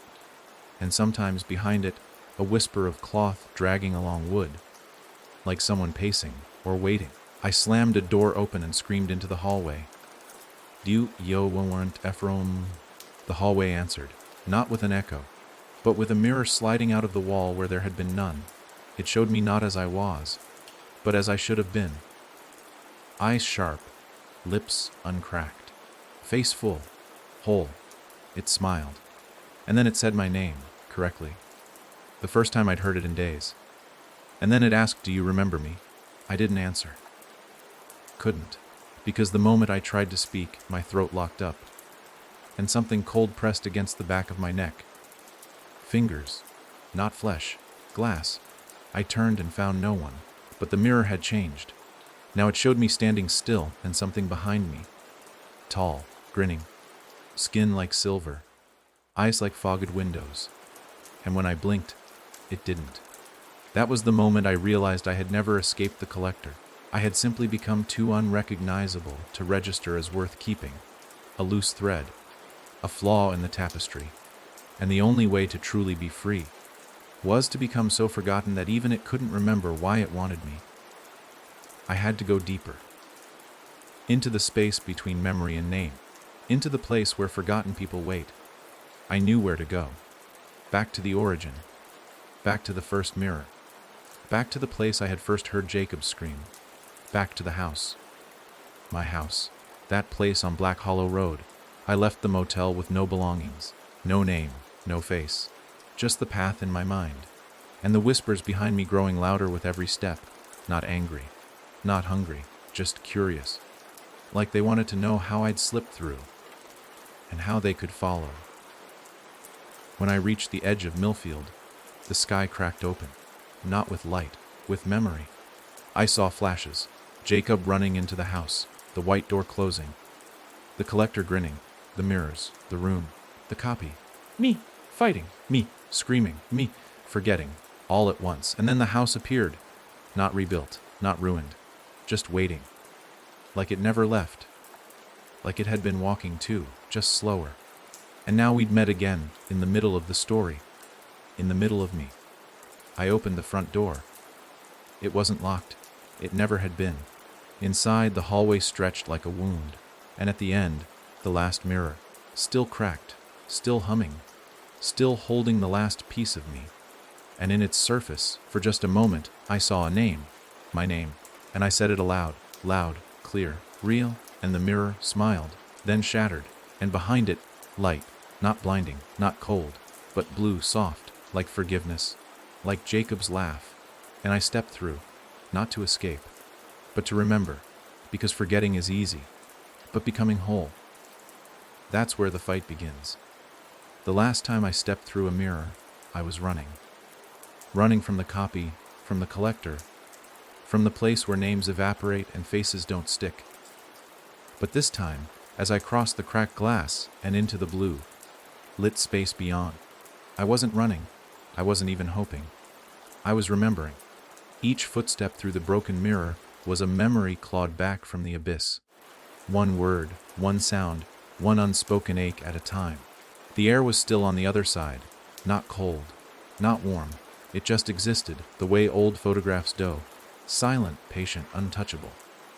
And the room itself was nothing like the others. It wasn't stitched together from my memories. It wasn't humming with replicas or grinning with hollow selves. It was bare. One wall, one chair, one mirror, perfectly round, floating a few inches above the floor. This one wasn't cracked. It wasn't alive. And for the first time, I saw myself again, truly saw myself. Not the tired, weathered version, not the pale, eyed duplicate, but the core of who I had been before it started. Before the door. Before the collector reached through the silver and touched my mind with hands I still couldn't describe. I didn't smile. I didn't cry. I just looked. Because in that moment, I needed to know someone was still in there. The room had no corners. That was the first thing I noticed. The walls curved, like the inside of a clock, everything looping around itself. My footsteps didn't echo, but they sounded familiar. Like footsteps I'd heard before but hadn't made. The sound of a memory walking beside you. The ceiling, if you could call it that, looked like a sky that hadn't been painted yet. Pale, unfinished, waiting for something. And then, from behind me, a breath, soft, heavy. The kind of breath someone makes not when they're resting, but when they're waking. I turned slowly. The chair, the one I hadn't dared to inspect until now, was no longer empty. A figure sat in it, still, back straight, head bowed. I stepped closer, each movement heavier than the last. Not with fear. With weight, like walking through moments I'd forgotten to mourn. When I was 3 steps away, it looked up, and I saw Jacob. Not the twisted, mirrored, mimicked versions I'd seen before.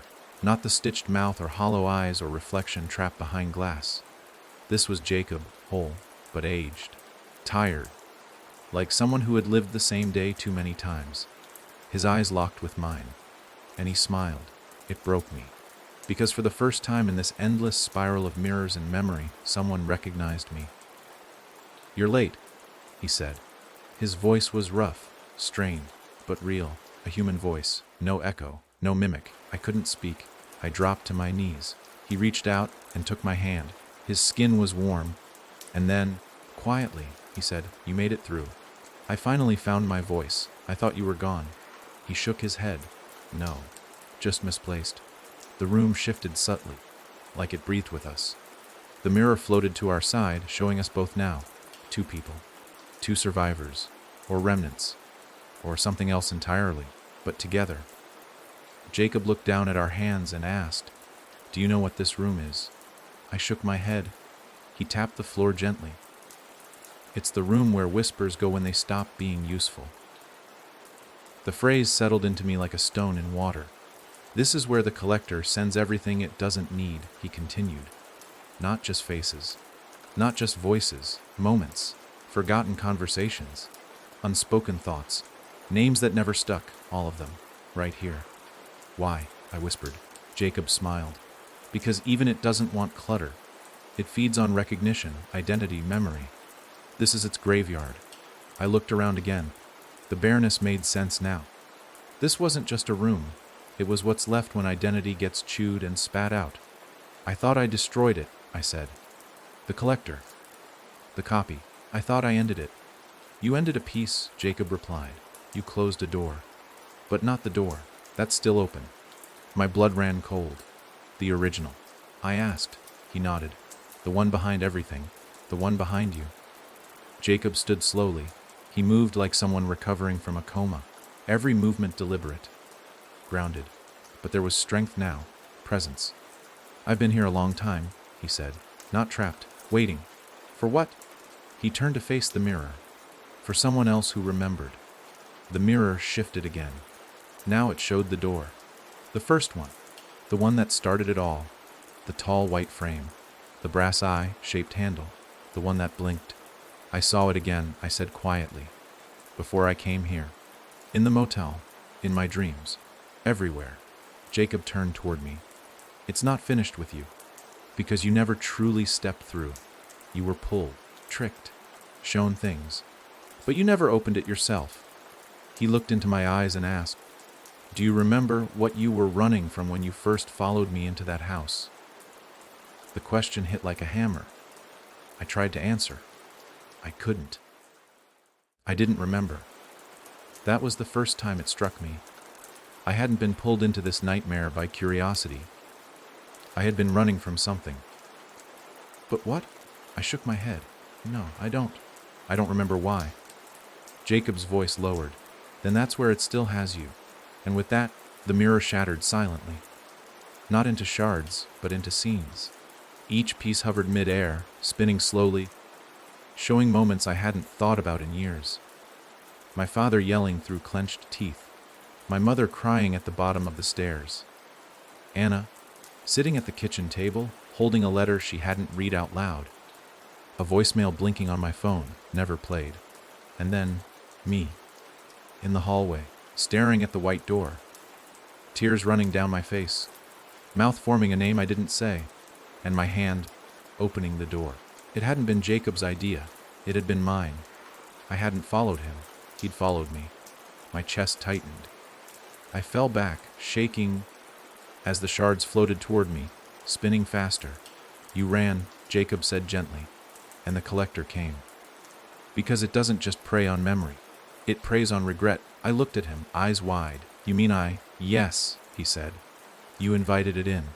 The room began to tremble, light dimming. The broken scenes flew faster, circling me like a storm. And in the center of them all, the white door hovered again, fully formed, open. This time, no brass handle, just a black void. Waiting, Jacob placed a hand on my shoulder. Now you remember. Now you choose. I stood, weak, but sure. And I looked into the void. I left something behind, I whispered. He nodded. Go get it. So I stepped forward, not pulled, not tricked, not mimicked. Of my own will, I stepped into the door, and the light disappeared. For a moment, there was nothing. No floor, no breath, just weightlessness. And then, a room. A real room, my room. Not a replica, not a stage. The one I had left, the one I had locked away. It was all still there. The broken picture frame, the voicemail blinking on the phone, Anna's letter still unopened. And on the table, my name, written clearly, fully, completely, and beside it, the mirror. Whole. Honest, I looked into it, and it looked back, and I knew finally, completely, I was home. But the fight wasn't over, because outside the room, something shifted. The collector had noticed. It was awake again. But this time, it was watching, not hiding. Because it realized the truth too late, I remembered. Everything. And it couldn't take what I was no longer willing to give. It started with footsteps. Slow dragging, heavy enough to shake the walls, but distant enough that you questioned if they were real. That's how it always began, the collector's return. Not with roars or shrieks or black tendrils snaking beneath the door. No. It crept in through silence, dressed itself in rhythm, and echoed with the kind of weight that didn't belong to feet, but to regret. I stood in my childhood bedroom, surrounded by the pieces of my life that hadn't yet been taken. The mirror beside me was clean. Too clean. The kind of clean that warned you nothing had ever touched it, not even time. On the desk, my name was still written on paper, bold, ink-soaked deep. Real. But I could already feel the weight of the collector drawing closer. Like pressure in the bones, a shift in the gravity of the world. The window began to fog. Not with weather, with breath. A long, slow exhale that left a smear of moisture across the glass, followed by the faintest outline of 5 fingers pressing against it from the outside. But I was on the 2nd floor. And there was no ledge. I didn't move. Not yet. The collector fed on action. It wanted you to run. It craved panic, decisions made in fear. Because once it had you moving, it could guide you. Not by force, but by illusion. By staging familiar rooms with one detail off. By crafting safe paths that always led you further into its hollow. I knew its tricks now, and this time I wouldn't play. But knowing its tricks didn't make me immune to them.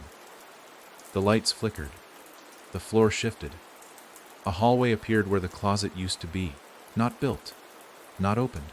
Just there, as if it had always existed and I had only now remembered. Long and dark, the floor covered in carpet I recognized from my grandmother's house. The burnt orange one she swore was vintage, though it always smelled like old soup and ashtrays. At the far end of the hallway, a door, brass knob, familiar eye-shaped carving. No tear this time, just a grin, faint and cruel. And then a sound, not footsteps, a voice, but not just any voice, Anna's, calling me. Not screaming, not whispering, just calling like she was in the other room, pouring coffee, asking if I was awake. "Eli," she said again. "You up?"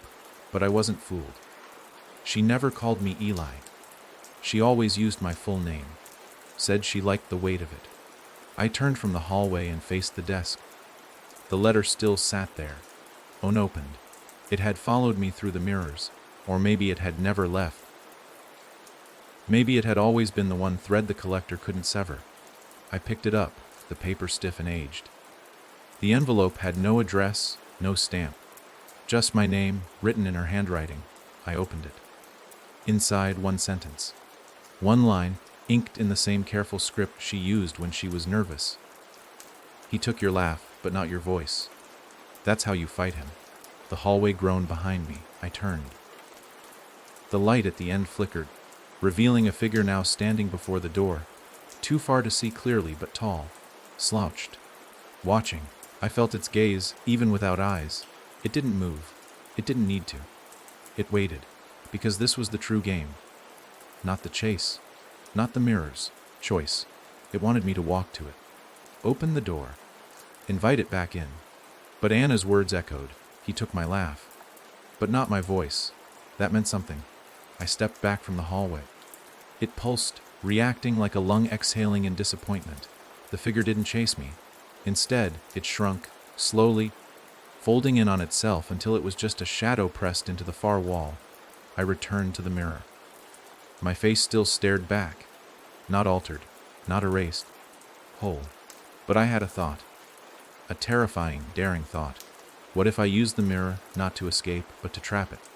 It had always used reflections to lure me, to copy, to wear me.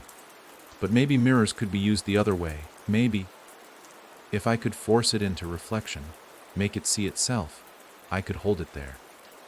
Lock it in the very tool it had turned against me. I had to make it look. I went back to the hallway. The shadow still lingered. I took the mirror off the wall, heavy, cold, real, and held it toward the dark. "Come on," I said. The first words I'd spoken aloud since returning. My voice cracked like ice underfoot, but it held. "Come see what you've become." The hallway moaned. Not from the walls, from within, and the shadow moved. Slow steps. Measured. Dragging itself closer. I stepped back, mirror raised like a shield, my pulse thundering in my ears. Closer. Closer. It reached the doorway, and I saw it clearly. My face. But wrong. Melted around the edges. Stretched thin like skin pulled too tight over too many masks. Eyes layered with dozens of pupils, all twitching independently. And that grin, wide yellow, bleeding ink. It paused. It saw the mirror, and it flinched. I stepped forward. "Look," I said again. It hissed, low and warbling, but didn't retreat. It couldn't, because I was no longer running. I was remembering. I spoke again, words from childhood. "Jacob," I whispered. "Hide and seek. You hid in the fireplace. You laughed when the suit stained your shirt." The thing twitched. Its hands curled inward. Memories had power here. I kept going. "Anna, you kissed me in the rain. Said it was better than the movies." The collector recoiled now, smoke rising from its skin. Each memory burned it, peeled back layers. I stepped closer, held the mirror to its face, and then, with one final breath, I said my full name. Every syllable, every beat, every letter, and the collector screamed. A sound that didn't echo, didn't carry. It imploded, collapsed inward, and as it shrieked, the mirror rippled, pulled forward and sucked the thing inside. Its form shattered, pixelated, fractured into reflections. And then, silence. The hallway vanished. The house calmed. The mirror turned cold, and the face inside it was mine. Just mine. I walked outside. The sun was up, real, warm. The road stretched ahead of me, unbroken. Familiar, and for the first time I heard something louder. Jacob's. Distant, but not gone. I followed it.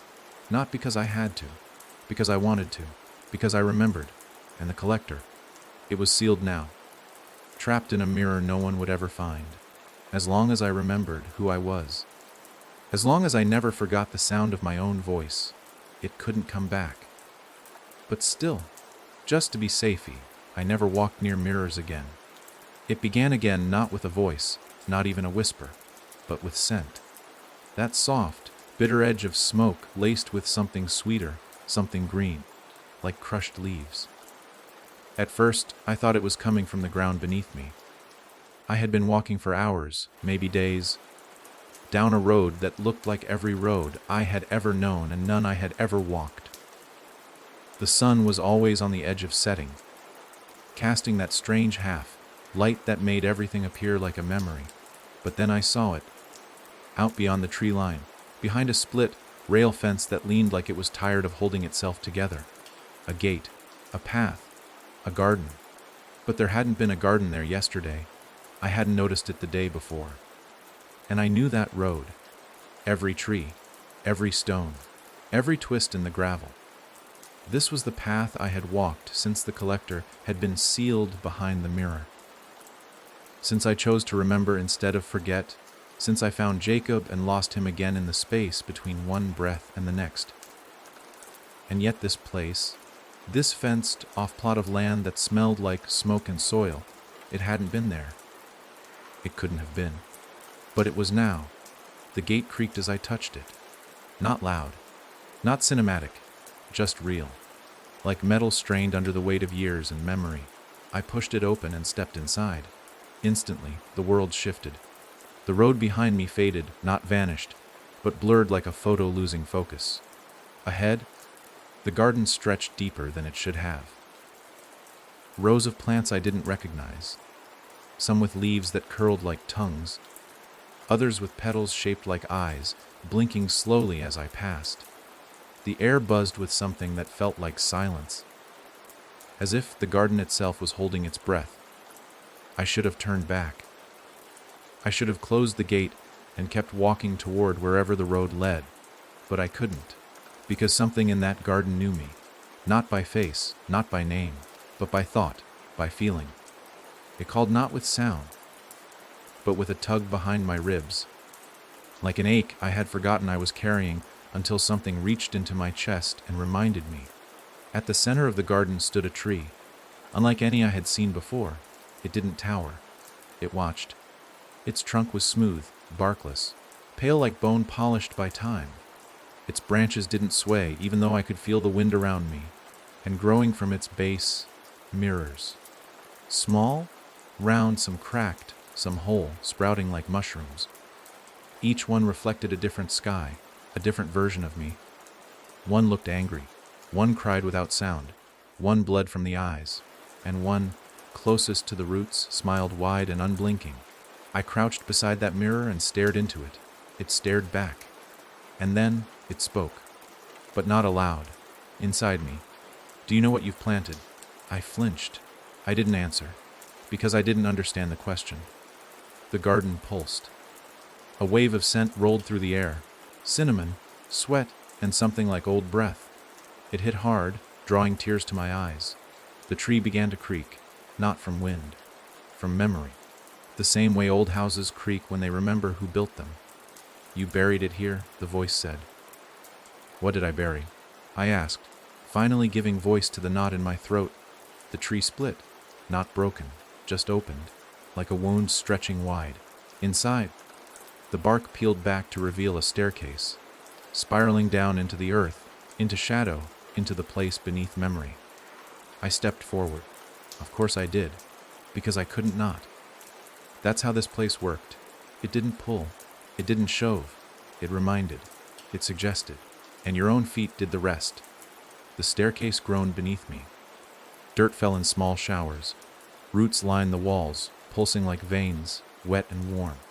The deeper I went, the colder it became, not in temperature, but in tone. The silence grew sharper. My heartbeat no longer echoed, my breath no longer fogged. I reached the bottom, a chamber, circular, and at its center, a grave, unmarked, fresh, the soil still loose. as though someone had just covered it. I knew what I had to do. Even before the thought fully formed, my hands moved. I dropped to my knees and started digging, with fingers, with fury, with memory. Each handful of dirt felt heavier than the last.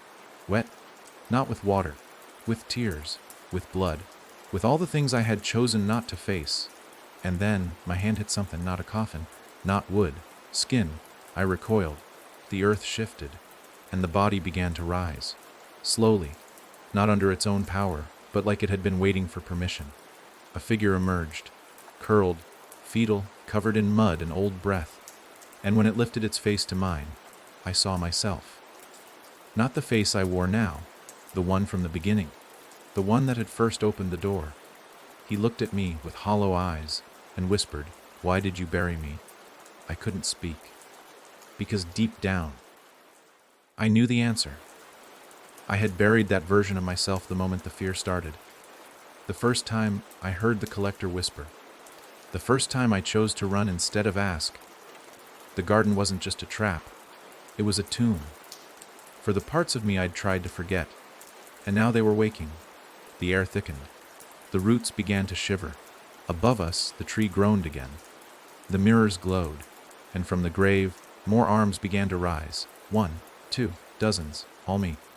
All former selves, all versions discarded. The one who trusted, the one who doubted, the one who kissed Anna goodbye and never looked back. They clawed their way from the soil and formed a circle around me, eyes wide, mouths stitched, except one, the first, the original. He stepped closer, placed a hand on my shoulder, and whispered, "It's time to remember what you were before the door." That's when the truth hit. All this time, I'd been fighting to remember what came after. The rooms, the mirrors, the copy, the collector. But I never asked what I had been before it started, because I didn't want to know. But now I had to. I closed my eyes. Let the memories come, and they did, not like dreams, like punches. My father shaking, drunk, screaming things I still couldn't repeat.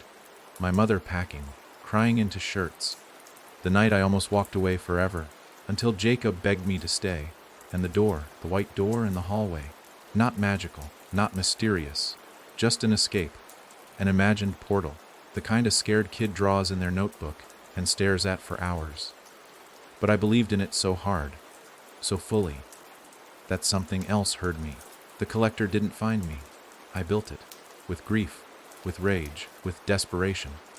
The door wasn't haunted. I was. The garden shook. The mirror roots cracked. The first version of me leaned in. "You are not hunted," he said.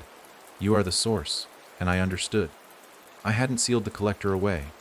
I had only pushed it deeper, into the places I refused to name. It wasn't gone. It had just changed rooms. I stood, faced the circle of selves. "I'm not running anymore," I said. And one by one, they nodded, their mouths unstitched, and they smiled. The earth trembled, the ceiling split, and light poured down, not white, not blue, warm, human. The kind of light that belongs in morning kitchens and bedside lamps and childhood forts made of blankets. It filled the chamber, and the selves began to dissolve, not in pain, in peace. I walked back up the staircase. The tree stood taller now. The mirrors all turned inward, no longer reflections, just windows, and through them, I saw the faces of everyone I had forgotten. Jacob, Anna, even the parts of me I thought I'd never get back, and I smiled. For real, because I knew the truth. The collector was only ever as strong as the things I refused to face. And now I'd face them all. Or so I thought, because as I turned to leave the garden, the gate was gone, and behind me, a new door had grown from the tree's bark. No handle, no eye, just one word carved in its center. Begin. And I realized this was never the end, only the next chapter, and I had no idea what waited behind it. It began with a sound I hadn't heard in years, a soft, rhythmic tapping like rain against glass. But there was no rain. The sky above was a canvas of unbroken gray, stretching endlessly in all directions. I stood at the edge of a field that shouldn't have existed, its tall grass swaying in a wind I couldn't feel. The tapping continued, persistent and deliberate, drawing me forward. Each step I took felt heavier than the last, as if the ground itself resisted my movement, urging me to turn back. But curiosity, that insatiable force, propelled me onward. As I moved deeper into the field, the grass grew taller, brushing against my shoulders, whispering secrets I couldn't quite decipher. The tapping grew louder, more urgent, guiding me toward its source. Suddenly, the grass parted, revealing a clearing at its center. There, standing alone, was a door. Not attached to any structure, it stood upright, defying logic. Its surface was weathered, the paint peeling to reveal the raw wood beneath. The brass handle gleamed, untouched by time, and at its center was an eye, closed, yet somehow aware. I approached cautiously, the tapping now a deafening drumbeat in my ears. As I reached out to touch the handle, the eye snapped open, revealing a swirling void of colors that defied description. A voice echoed in my mind. Not spoken but felt, "You've come far, but the journey is not over." I hesitated, memories flooding back. Jacob's laughter, Anna's letter, the collector's grin. I had faced so much, endured countless trials, and yet this door, this final barrier, stood between me and the truth I sought. Taking a deep breath, I grasped the handle. The door creaked open, revealing a corridor bathed in golden light.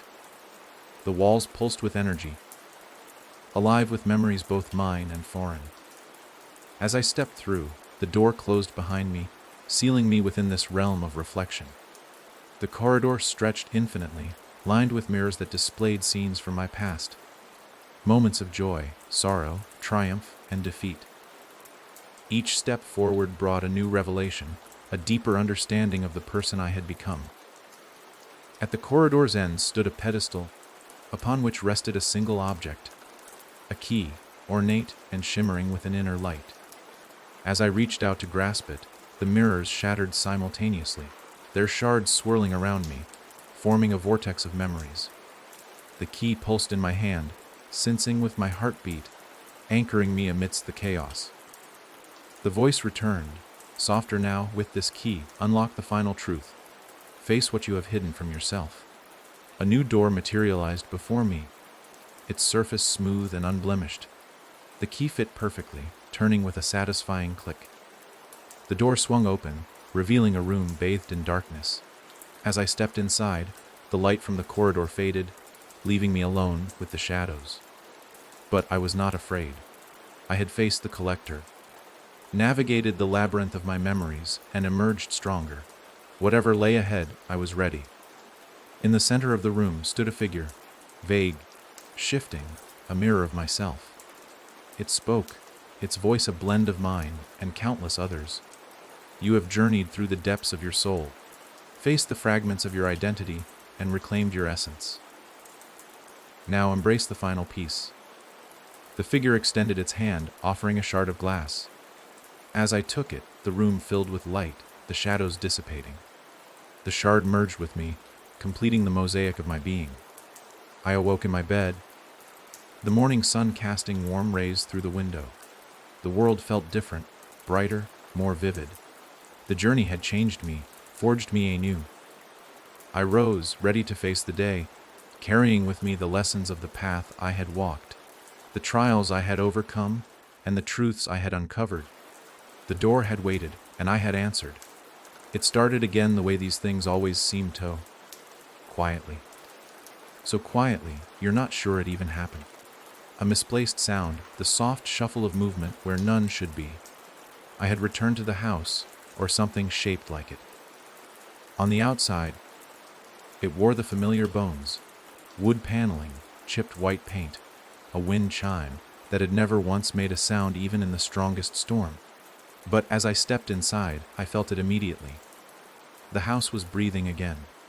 The air was thicker than before, not in a way you could measure, but in a way that pressed on the back of your neck and made you blink too often. The wallpaper, floral, yellowed, curling at the edges, now seemed alive, not with growth, but with memory. Each pattern twisted ever so slightly when I wasn't looking.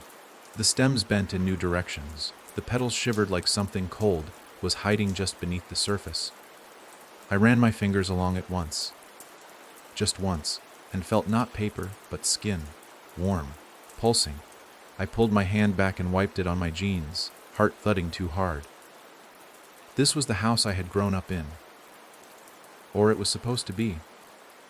But now it was like the collector had forgotten how to build it right. Things were slightly off. The walls were a little too tall. The staircase dipped when it should have risen. The light bulbs flickered in rooms with no switches. And yet it was close enough to pass. Like a dream of my childhood home, written by someone who had only seen it through fogged glass. I moved deeper into the house, past the foyer where the mirror had once hung. It was gone now.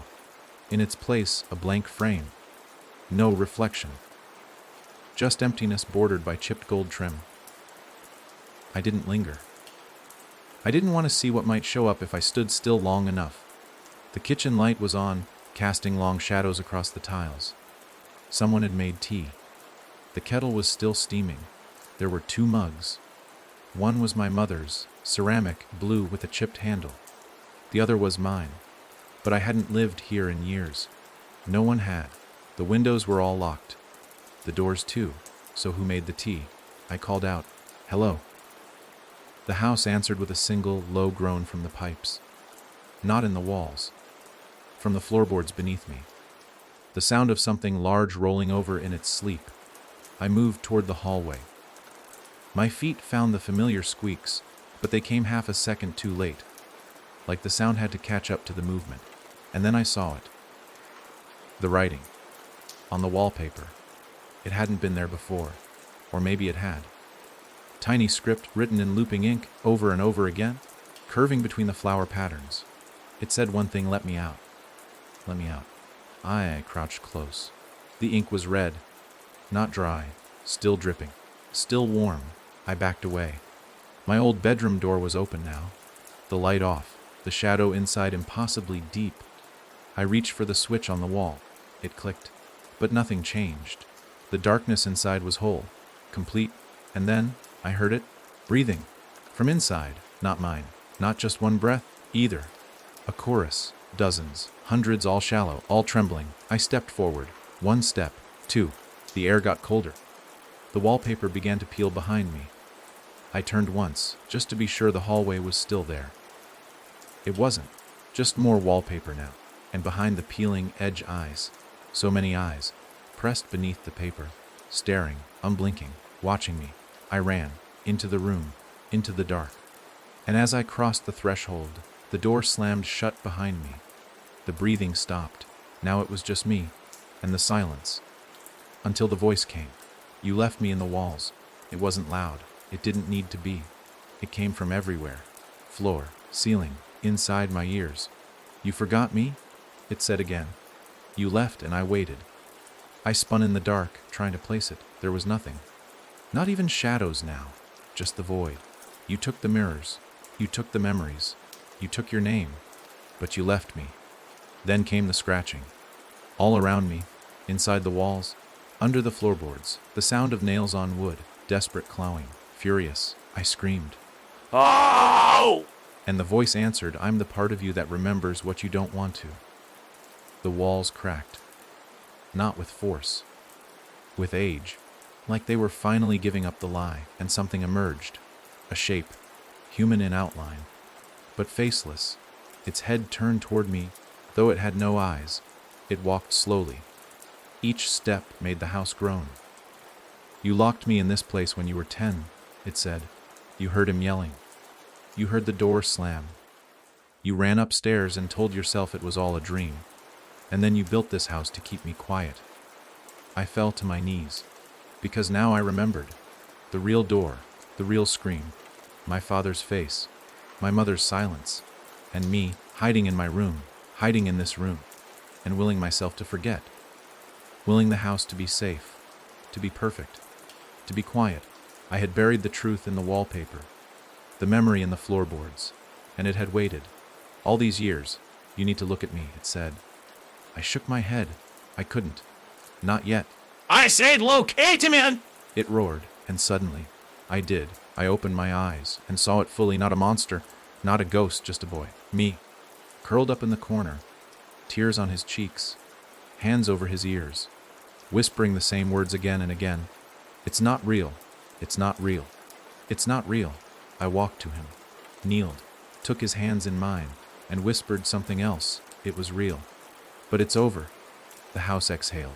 All at once. The lights returned. The walls brightened. The breathing stopped. And the boy, I faded. Not vanished. Not erased. Just healed. And in his place, lying on the floor, was a photograph of my mother, smiling, holding me. Before it all went wrong, before I started running, I picked it up, put it in my pocket, and walked out of the room. The hallway was back.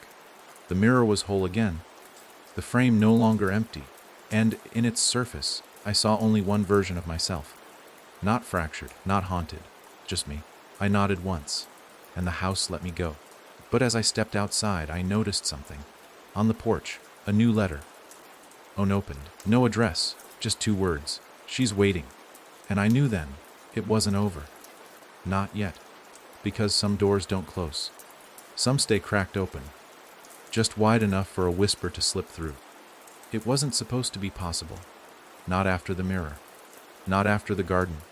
Not after peeling back the wallpaper and staring into my own terrified face from the past. But the moment I saw her handwriting, on the envelope that waited for me on the porch, my breath hitched like I just learned how to breathe again. 2 words. That's all it took. She's waiting. In Anna's hand. I knew that slant of letters like I knew my own name, though I'd nearly lost that too. She had always pressed too hard with the pen, and the paper would warp beneath her signature. This was hers. It had to be. But Anna had been gone for years, and not in the way we say someone is gone when they leave or stop calling. She had vanished. Clean. Like smoke pulled out of a window. I clutched the letter, knuckles white, heart pacing like it knew something I didn't. The yard had changed. The fence was gone. The field behind the house stretched wider than before, too vast to be real. It moved with a strange kind of fluidity. Like a tide without water, its grass rippling in rhythms that didn't match the wind. Something was pulling. Not dragging me, but coaxing me forward. Gently. Almost lovingly. My feet moved on instinct. Every step away from the house felt like peeling away another layer of sleep. I didn't know where the path led, but somehow I already knew what I'd find at the end. Or who. The sky stayed a low gray, but the field began to brighten, almost imperceptibly, the way your eyes adjust in a dark room. Soon I could see the outline of something in the distance. A structure, small, narrow, tucked into the land like it had always belonged there. As I got closer, the air began to smell like rain on old stone and something else, jasmine. The scent stopped me cold. Anna's perfume. She wore it even on the days she stayed in pajamas until dusk. Even when the world was falling apart, she wanted to smell like spring. The building was a chapel, or at least what remained of one. Its walls were collapsed in places, the wood long since grayed by time, but the door was intact. A single, red, painted slab of oak with a brass knob the shape of a spiral. Familiar, but not quite comforting. The door was slightly ajar. I pushed it open. Inside, the silence wasn't empty. It was filled with presence, with memory, with tension stretched so tight it made the air shimmer. There were pews, warped and broken, leading up to an altar. Behind it, a stained glass window flickered with impossible light. And in the front row, sitting with her hands folded in her lap, was Anna. She didn't look up when I entered. She didn't need to. I knew she knew I was there, and I stood frozen, because this wasn't a dream. This wasn't a ghost. This wasn't a trick or a fragment stitched from memory. This was her. I could feel it in my bones. And I was afraid, because if she was here, that meant something had gone wrong. Anna, I said. She looked up. Her eyes met mine, and I fell apart, because they weren't angry. They weren't blank. They were tired. The kind of tired that lives in the soul after years of waiting for someone who never came. I stepped forward slowly, unsure of how to speak, what to say, what part of the truth to offer first. She smiled. A soft, bitter smile. Took you long enough. I sat beside her, careful not to touch. My hand twitched at my side. I looked everywhere, I said, voice cracking like dry wood. I didn't know where you. I was here, she interrupted. Always here. I looked around. This place, it wasn't here before. She shrugged. Maybe not for you. But why? How? I stopped. You disappeared. She turned to face me fully now. Her skin was pale, but not inhuman. Her hair was longer, curled at the edges like it used to after rain. I followed you, she said simply. My stomach dropped. Through the door, she nodded. I thought I couldn't finish the sentence. I thought I left you behind. You did. I looked down at my hands. They didn't shake, but they felt numb. I didn't mean to. You were afraid, she said, like that answered everything. And maybe it did. I tried to come back, I whispered, I know. We sat there for a long time, not speaking, just being. The chapel didn't shift or flicker or bleed shadows the way the other places had. It simply held us, like it had been waiting for this reunion just as long as she had. Then, softly, she asked, "Do you remember the last thing I said to you?" I shook my head. She reached into her coat pocket and pulled out another letter. Identical envelope, same handwriting. She handed it to me. This one wasn't sealed. I opened it. Inside, a single line again. If you ever find your way back, don't forget who I was before you forgot yourself. I choked on the grief that rose in my throat. It had no shape, no edges, just volume. I folded the letter and held it like a lifeline. I never stopped trying, I said. I know, she replied. Then came the question I had been avoiding. Can you come back with me? She looked away, toward the stained glass window where the shifting light now began to pulse slowly, almost like a heartbeat. I don't know if I can. But you're real. I'm what's left, she said. Of me. Of us. Of the part of you that still believes you're allowed to be loved. Her words hit me like ice water. You're not just a memory, I protested. She took my hand. It was warm. Too warm. Like it was burning away. I can't stay, she said gently. But I wanted to see you. One more time, no, I said, holding tighter. You're not going. Ali, she whispered. You can't rebuild yourself around a ghost. I don't care. But I do. The chapel began to hum, not with music, with unraveling. The wood trembled. The air thickened. The light behind the glass fractured into colors I couldn't name. Anna stood. I waited for you, she said. And now I need you to let me go.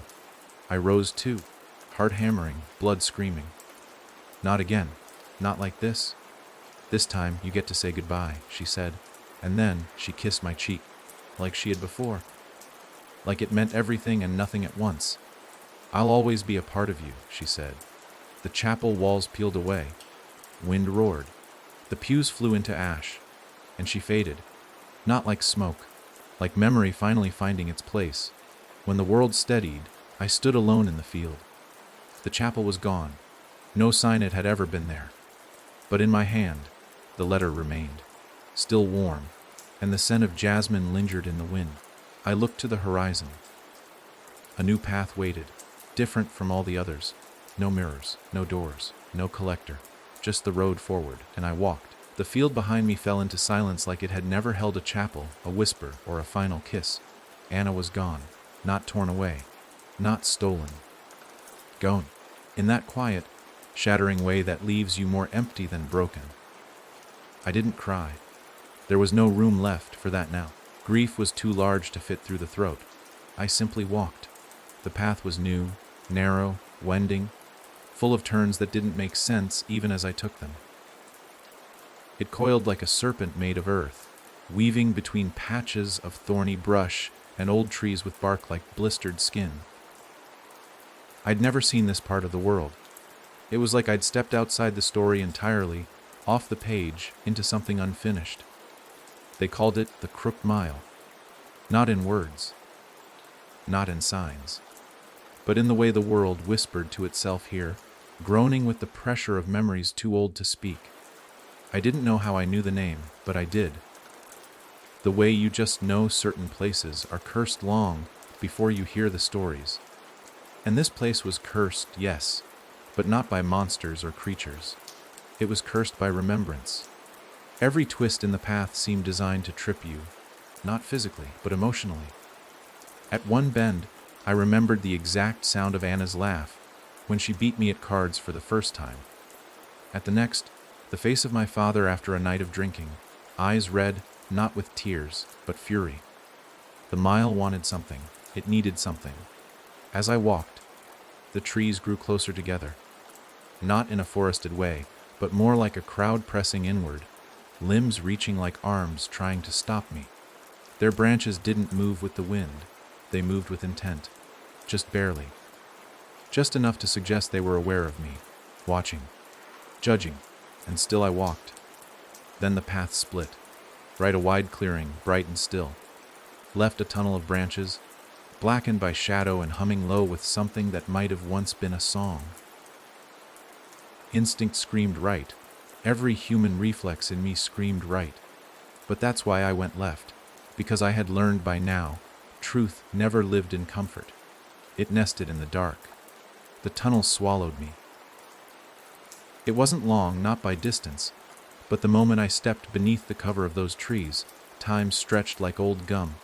My steps echoed against soil that shouldn't echo. My breath fogged even though the air was warm. And then I saw them.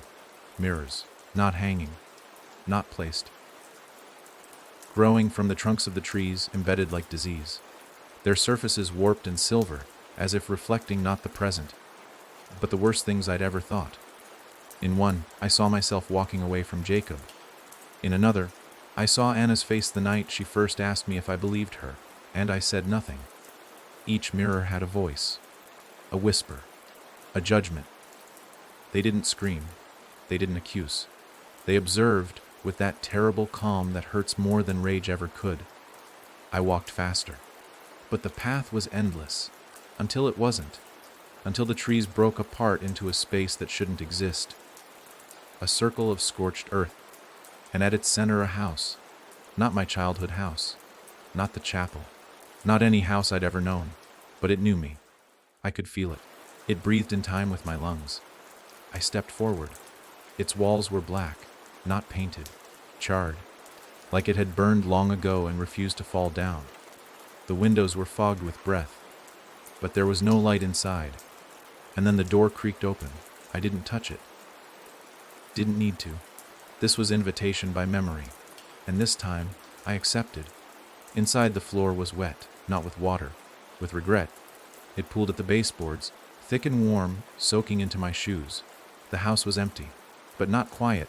Every inch of it whispered, not words, moments. Tiny echoes of every choice I'd buried. The hallway where I first slammed a door on someone I loved.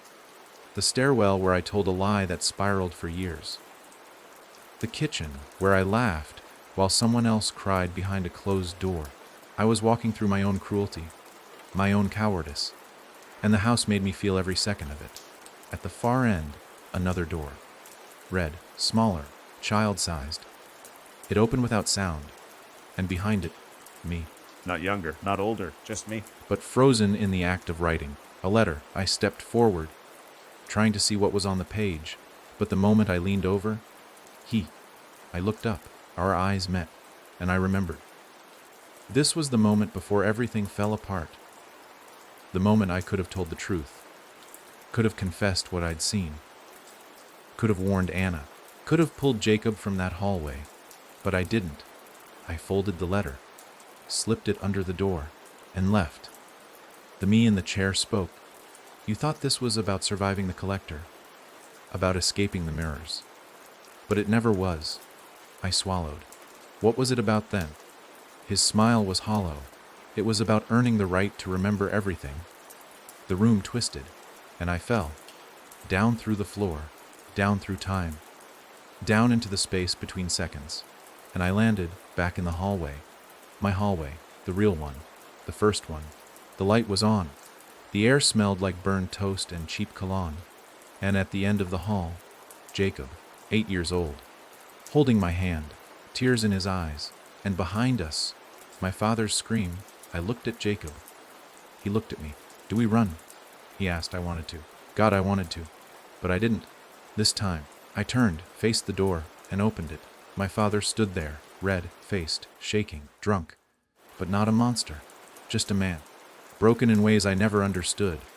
I stepped into the room and said, "You need to stop." He blinked. The room shimmered. The world cracked. And then, darkness. Not fear, not loss, just rest. When I woke up, I was lying in the grass. The crooked mile was gone. The mirrors, the house, all of it. But the letter was in my pocket, the first one, unfolded now, a new line added. When you finally face it, the path straightens. I stood. And for the first time in this long, crooked journey, the road ahead was straight. The road stretched ahead, straight and flat, so impossibly smooth it almost looked unnatural. It should have felt like a relief. After the warped horrors of the crooked mile, after whispering walls and reflection, twisted trees, after watching Anna fade with Jasmine still clinging to the air, it should have felt like peace. But it didn't. No bird sang, no wind stirred, no bugs hovered over the grass. It was as if the world had pressed pause, and I'd walked into a photograph of silence. The letter in my pocket still pulsed with warmth, but even that no longer brought comfort. I'd read the line again and again. When you finally face it, the path straightens. But the question that wouldn't leave me alone was this: what if it was never meant to? Each step forward felt hollow, like I was walking through a shell of something that once held meaning. The sun overhead didn't move, didn't shift. The shadows stayed exactly where they were, like someone had nailed them in place. Time didn't pass here. Or if it did, it wasn't for me. The path was straight, yes, but not honest. It had no scent, no sound, no soil even. Just a long stretch of white, gray ground that didn't crack or crumble under my weight. Eventually, I saw something up ahead, a small structure, squat and square. I moved toward it. At first, I thought it was a house. Then I thought it was a shed. Then a mausoleum. None of those descriptions fit, though.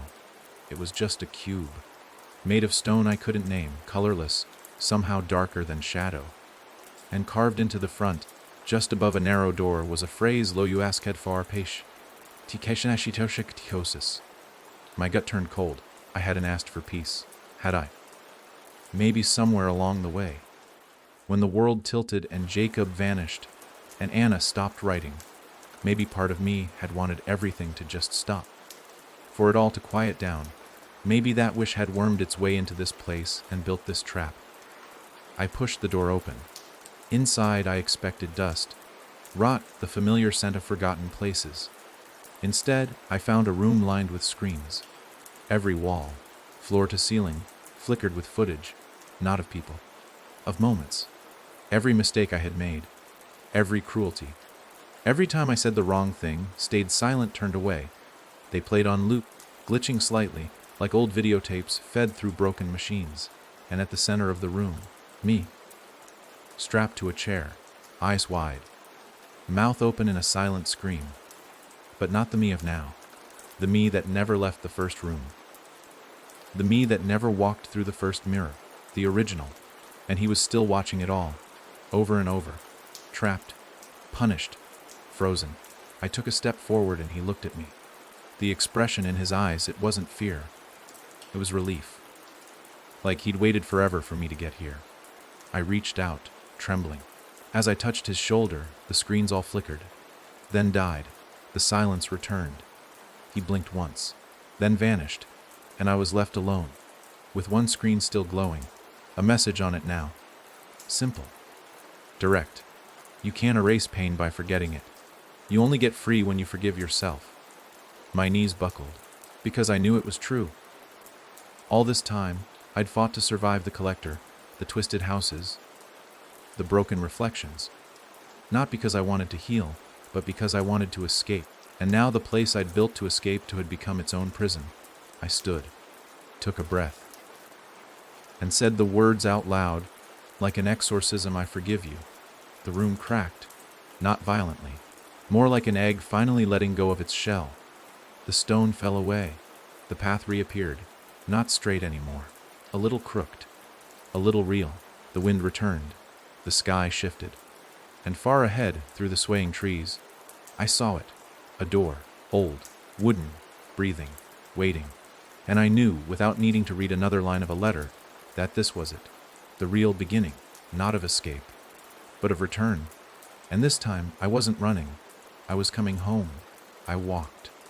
Not because I knew what lay ahead, but because, for once, I wasn't trying to escape what was behind me. The crookedness of the path didn't bother me anymore. It felt earned.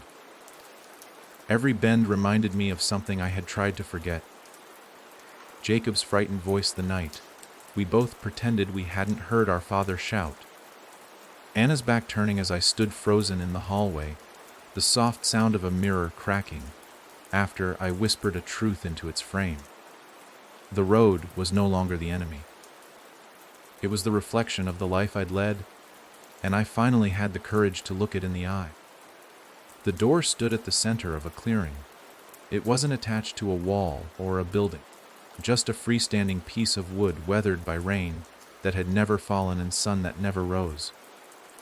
Its edges were chipped, the brass handle dulled by time. There were no markings, no eye to stare back, no note to read. Just the sense, deep, wordless, overwhelming, that something waited on the other side, something final. I hesitated. Not because I feared what was behind it, but because I wasn't sure who I would be once I passed through. I thought of all the pieces I'd lost along the way, my certainty, my innocence, my belief in safety. I thought of all the things I had carried too long, guilt like anchors, silence like scars. I reached into my pocket, pulled out the letter Anna left me, the final one. I unfolded it again, hoping for something new, some final instruction. But the page was blank now. Her words had vanished, because they were no longer needed. The door creaked softly before I even touched it, reacting not to my hands but my decision. It knew. Somehow, it always knew. And when I finally stepped forward and pressed my fingers to the wood, the surface didn't feel cold. It felt familiar, like it had been waiting for this moment as long as I had. The door opened into nothing. No light. No darkness. Just the absence of both. The air inside wasn't air at all. It was memory. It swirled around me in formless currents, pulling me inward, deeper. Until I wasn't walking anymore. I was drifting. Through a space that didn't obey rules, where time didn't flow forward or back. It unraveled like thread. Images floated around me. Jacob, still small, holding my hand. Anna at the train station. The moment she turned to wave, and I didn't wave back. My mother at the sink, eyes sunken from nights she didn't sleep. They weren't memories exactly. They were pieces of a puzzle I hadn't known I was solving. And I realized, with a slow, aching clarity, this place wasn't meant to be escaped. It was meant to be understood. Then I heard it. A sound I hadn't heard since the beginning. A heartbeat. Not mine. Not anyone else's. But the house's. The place itself was alive, built from the echoes of choices never voiced aloud. And now it pulsed, slow and steady, guiding me toward the center. There, floating in the middle of the space, like it had been waiting forever, was a chair, simple, wooden, and behind it him. The collector, not the monster. Not the grinning mockery I had fought before. This time, it was just a man. Tall, pale, his features eerily close to mine. His eyes not cruel but tired. He didn't speak, he didn't move, he waited. And slowly, I understood. I stepped into the chair and sat down. He stepped behind me, placed his hands on my shoulders, and whispered the one truth I had refused to accept: you created me. I didn't flinch, because now, finally, I believed him. He was everything I refused to feel. Every shame, every wrong turn, every memory I buried deep enough to believe it would rot and vanish. But it didn't. It built him. And now we sat in the same room, neither trying to hurt the other. What now? I asked. His hands were steady. Now you take it back. I blinked. Take what back? Yourself. And with that, the walls of the space, if they could be called that, cracked. Light poured through, not bright, not blinding, but soft and golden like the light that comes through kitchen curtains at 6 a.m. Before the world starts spinning again. The collector faded, not vanished, not defeated, just reabsorbed. And I stood, in my old bedroom, the real one. The floor still creaked in the same spot. The posters were still slightly crooked. Outside, birds chirped. For the first time in longer than I could remember, I smiled. I walked to the window, opened it, let the world back in. Because finally, after all the doors, all the mirrors, all the voices, I knew I wasn't running anymore. I was home. It was over. At least that's what I wanted to believe. The bedroom looked untouched by time, untouched by everything I had been through. My old desk still bore the scratches from when I etched my name in it with a pen, furious at the world. My childhood books lined the shelf in their neat, dusty rows. The fan above spun slowly, casting shadows across the ceiling like the ticking hand of a quiet clock. I sat on the edge of the bed, my hands clasped, my eyes half closed. For the first time in what felt like lifetimes, I heard nothing. But silence doesn't always mean peace. Sometimes it's the breath before the scream. The air grew still. I'd become used to stillness in these haunted places, but this was different. This was too still. Not natural. I couldn't hear the wind anymore, or the birds that had chirped just minutes ago. Even the ceiling fan had stopped spinning. That was the first clue. The second came with the smell. Burnt paper, faint but growing. I turned slowly, expecting smoke, expecting something to trigger alarm. But there was nothing. Just the faint scent curling up from beneath the floorboards. Then I heard it, a click, like a cassette tape snapping into place. Then another, then dozens. The bookshelf across from me began to tremble. Not violently, not all at once, just the faintest vibration, as if the books were reacting to something underneath. I stood slowly, watching, waiting, hoping I was wrong. But then a line of spines shifted forward, one after the other, like dominoes. And from between the shelves, a narrow slip of black paper slid out. No words. Just a single symbol, a spiral. Again.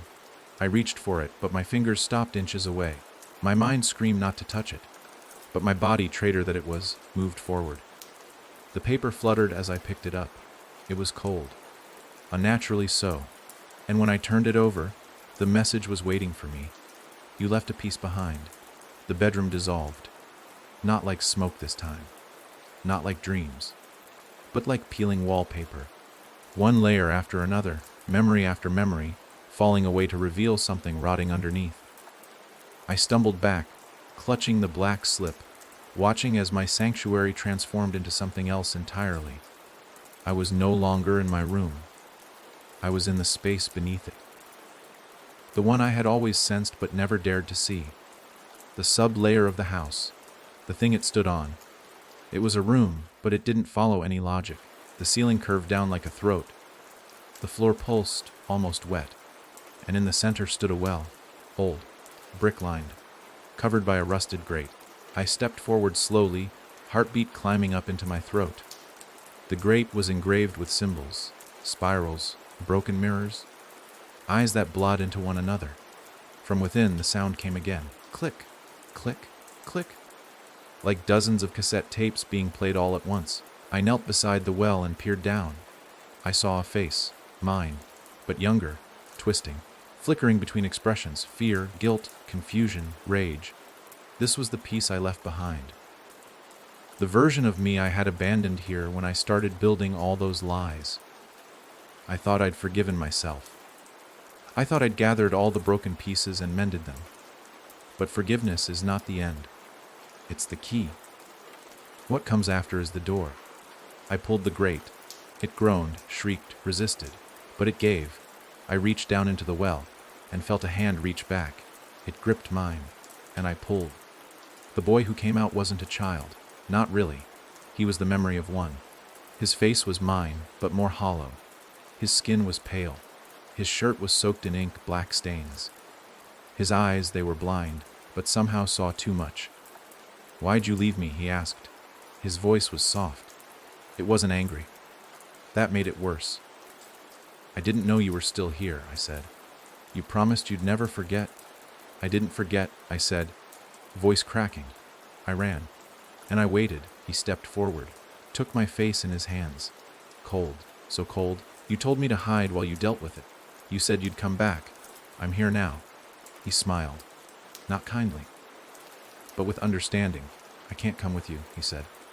"But you can take me back in." "What does that mean?" I was the one who remembered everything. All the pain, all the truth. I kept it so you could survive. Now you're strong enough to hold it again. Tears pricked my eyes, because I knew what he meant. This wasn't some ghost to banish. This was the final part of me. The one that had cried in silence, smiled when it hurt, looked away when it should have screamed. "I'm sorry," I whispered. He nodded, and walked into me. It wasn't like possession. It was like warmth returning to cold fingers, like breath filling lungs after a long-held silence. I gasped, and the world burst.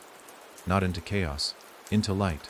I stood in the well room alone, but I wasn't alone, because now I remembered everything, and I could hold it.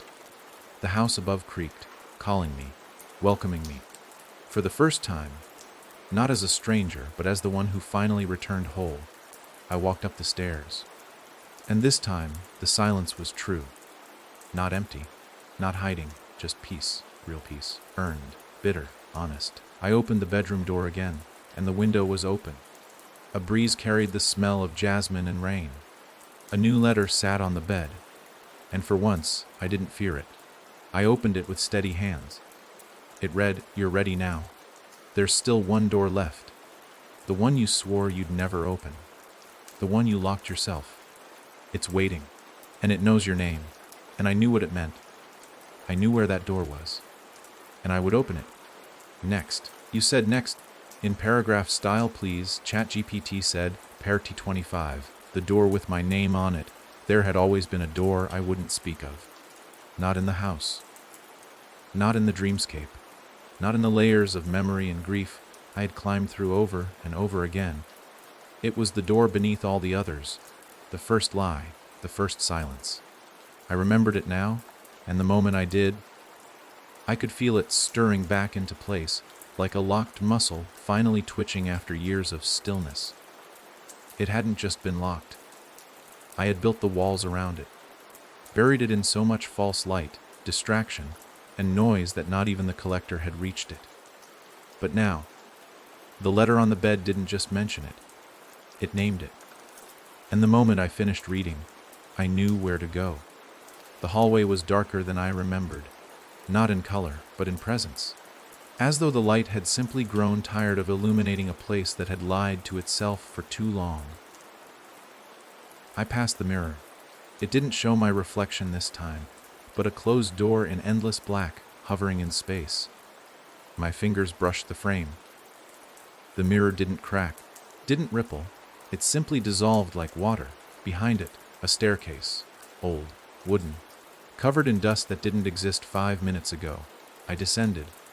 Each step felt softer than the last, until I wasn't sure I was stepping at all. More like floating. The air grew colder. My breath came out in little clouds. I reached the bottom, and there it was. The door. Not red, not black. No strange symbols. It was simple, gray, unmarked, except for one thing. My name, not just painted on, not etched. It was grown into the wood. Like the grain had curled around the letters and made them part of its body. The letters pulsed faintly, as if the door itself was waiting for me to say something before it opened. I touched the handle. Cold, of course. I expected that. But it didn't sting. It welcomed me in a way I couldn't explain. Then the whispers began again. Not from the door. From behind me, they said my name, over and over.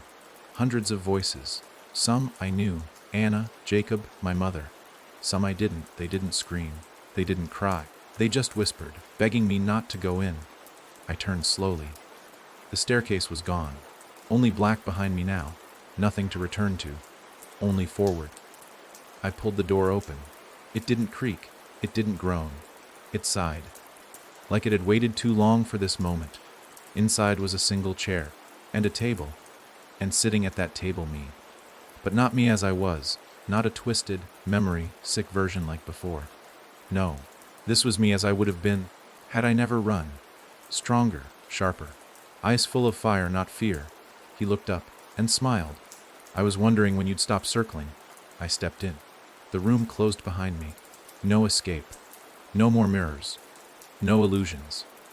Just the raw moment between who I was and who I might have been. Is this another test? I asked. He shook his head. It's the final truth.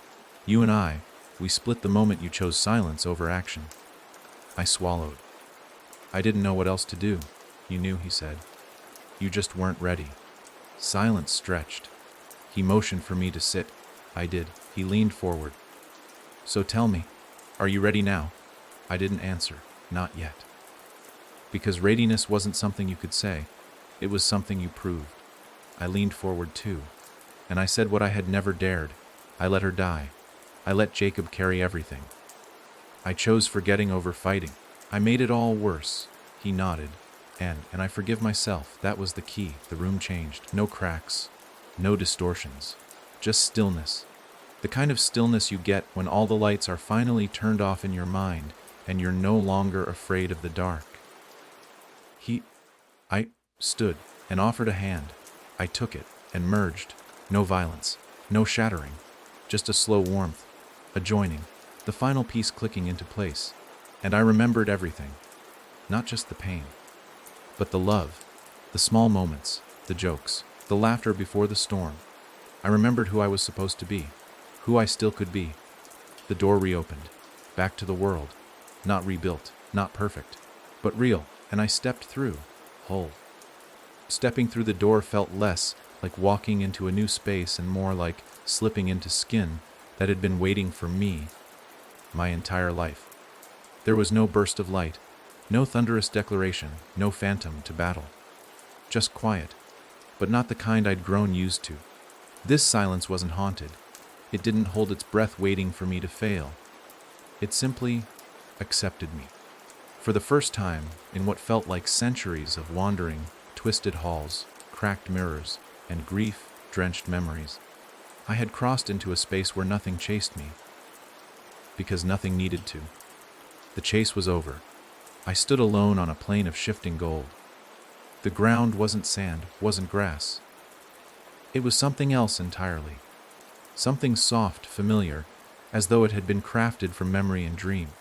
The sky overhead was colorless, but somehow warm, like a thought you couldn't fully hold onto, but still made you feel safe. This wasn't heaven. It wasn't even peace. It was possibility.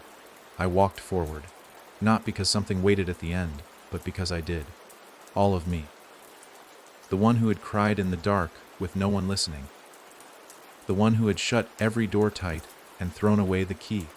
The one who had built entire mazes of denial just to survive the pain of one memory. All of them walked with me now. No longer pulling in opposite directions. No longer locked behind doors or buried under mirrors. I wasn't a fractured mind trying to stitch itself back together. I was something harder to define, but finally true. A breeze swept through the field.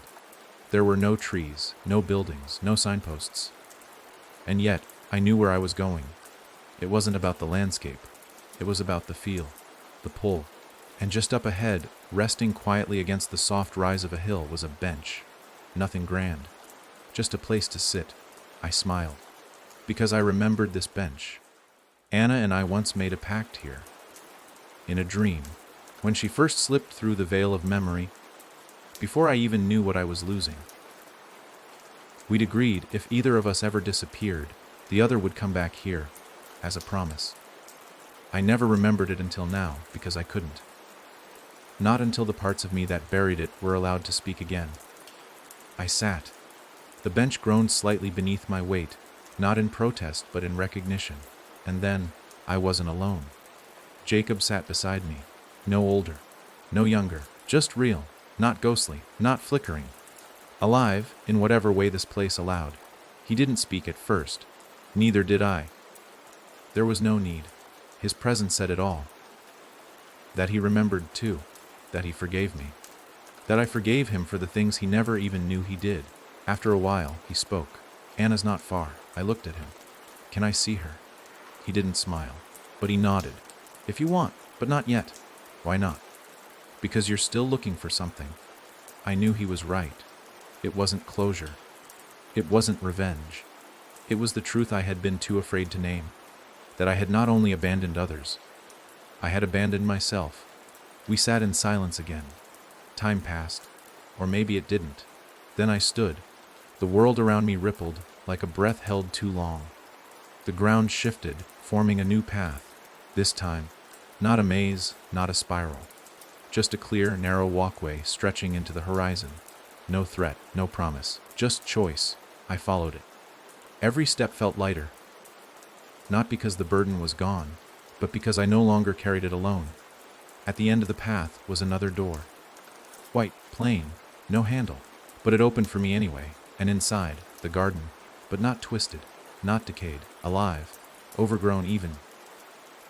As if it had waited patiently for my return, roots spilling into places they didn't belong, vines tangling themselves around the memory of who I used to be. Flowers bloomed in impossible colors. The wind carried laughter, not loud, but real, familiar. And there, beneath the willow tree, stood Anna. She turned. Her smile didn't break me this time. It held me. I knew you'd remember. I walked toward her, every part of me trembling with something deeper than emotion. Reclamation. I'm sorry, I said. I know. I kept thinking I'd lost you. You didn't lose me, she said softly. You just lost the path. And now you've found it again. She stepped forward and took my hand. Warm. Alive. We stood together in the middle of the garden, neither rushing, neither hiding. Just existing. As we once had. As we were meant to. And the world didn't collapse this time. It held us. Because this wasn't the end of a horror story. It was the beginning of healing. Hard-earned, uncertain. Beautiful. And finally real. It wasn't the same garden I had run from. Not the one I had seen twisted with ash and silent with accusation. But it was built on the same bones. The crooked tree I remembered from childhood was here, though its bark no longer wet black sap. The stones where I once found broken teeth were now moss, covered and warm in the sunlight. And the air, it no longer carried the scent of burned jasmine or regret. It smelled like wet soil after rain, like newness. But nothing in this garden was new. It had all been waiting, growing wild beneath layers of fear, memory, and denial. Now that the walls had fallen, the garden was free, and so was I. Anna stood beside me, still her hand in mine, her smile quiet. Not triumphant, not wistful, just there, honest. She didn't speak. She didn't need to. Some moments didn't need language. The breeze moved through the garden like a living thing, touching leaves, bending stalks, brushing against our skin as if to make sure we were real. My body remembered this place, how to breathe here, how to be here. It welcomed me back like a mother might welcome a child who ran away in anger, but finally returned with apology in their eyes. But even as I soaked in that warmth, I felt the undercurrent, a presence. The garden was alive, yes, but it also remembered. And remembering always comes with a price. The collector may have vanished into me. The doors may have opened. The ghosts may have been faced. But the garden, it was not built to forget. It was the place where truth was buried, sometimes under dirt, sometimes under laughter, sometimes beneath the silence of a boy who didn't know what to say the night everything started to unravel. Anna let go of my hand and walked toward the old swing. It still hung from the tree, the same frayed rope, the same weathered plank seat. She sat, pushing off gently with her foot, the way she always used to, sending herself into a slow, rhythmic sway. You know what this place is, right? She asked. I nodded. Memory. More than that. I paused, looked around, took it all in. The flowers blooming from places that once held decay. The sun never too harsh, never fading. The way every path curved inward, not outward. It's me, I said. This garden, it's everything I tried to bury. She smiled. And everything that survived anyway. I walked to the bench across from her and sat. It was strange how calm I felt. Not like the numb calm of before, the kind that comes from exhaustion and surrender. This was different. Grounded. As if my bones had finally found the shape they were meant to take. Still, the question hovered. Why is it still here? I asked. If I've faced the worst of it, if I've healed, why hasn't this gone? Because healing doesn't erase, she said. It roots. And just like that, I understood. The garden wasn't here to punish me. It was here to remind me of where I came from, of what I endured, of who I hurt and who I loved, and most importantly, of what I chose to become after it all. Can I stay? I asked softly. Anna's eyes met mine. You can visit. But you don't live here anymore. I nodded, and the sadness that came with that truth was gentle, like a farewell that doesn't need words. Then the garden changed again, not violently, not abruptly, but the way twilight creeps in, softly, slowly, without fear. The air cooled, the colors deepened, and the swing slowed to a stop. Anna stood. You're almost there, she said. I looked around. Where? She gestured beyond the trees. A path I hadn't noticed before was forming, one I hadn't walked yet. Home, she said. And I understood. Not the house I had grown up in. Not the twisted facsimile that lived in mirrors and memory. But the place after. The life I would build when I finally stepped out of the past. I hugged her. This time, she didn't vanish. She didn't fade. She just hugged me back. Tightly, then let go, and I walked. The path beyond the garden didn't look like much. Just a dirt trail lined with tall grass, stretching into the unknown. But I didn't hesitate. I didn't need another letter. I didn't need another door. I knew who I was now, and that meant I could finally move forward, not to forget, but to live, because the real horror hadn't been the house or the collector or even the spiraling mirror worlds. The real horror had been standing still in a life defined by fear and regret, and now I walked, whole, remembered, alive. I didn't know how long I walked. Time had stopped meaning what it used to. There were no hours, no ticking clocks, no sun dipping toward a horizon. The dirt trail beneath my feet was soft, warm with memory, but no longer heavy with it. Each step felt less like progress and more like return. Not to a place I had been, but to a self I had forgotten. The grass flanking the path whispered faintly, brushing against my legs with the familiar hush of childhood fields. But this wasn't a field I had ever walked, not in life, not in dream. This was something deeper, woven from pieces of all the versions of me I had left behind. Ahead I saw a gate, not the towering, gothic thing of nightmares, just a wooden gate, simple and sun-bleached, swinging gently in a breeze that didn't touch the air anywhere else. There were no locks, no carvings, no ominous signs. Just that quiet swing back and forth, as if it had been waiting too long for someone to choose. My steps slowed, not from fear, but respect. This place didn't feel like the others. This wasn't a test. It was something else. The kind of ending that doesn't come with applause or tragedy. The kind that feels like exhaling after holding your breath for years. As I reached for the gate, I saw something nailed into one of its planks. A small metal tag, tarnished with age. It simply said, "This is yours." I stepped through, and I saw a house. Not the house. Not the one where the screams echoed, where Jacob cried behind closed doors, where Anna turned away, because she couldn't watch me unravel anymore. Not the house of twisted memories or mirror copies. No, this was something entirely new. It was mine, truly mine. The front porch was wide and quiet. The windows were open, letting in a wind that didn't belong to any storm. The door wasn't shut. It hung half open, as if the house itself wasn't finished growing, and it needed me to step inside before it could become whole. There was no dread here. No warning. Just that strange, tender ache you feel when you come home and realize you've been gone longer than you ever meant to be. Inside, the rooms were empty, but not hollow. They felt ready. The walls were blank, waiting to be filled with pictures I hadn't taken yet. The floorboards creaked in the kind of way that made you smile, not flinch. There was dust, but not the kind that smothers. It felt like the breath of a story waiting to be told. On the kitchen table, a mug, still warm, steam curling up in lazy spirals, as if someone had stepped away only moments before. And beside it, a key. I didn't question it, I took it.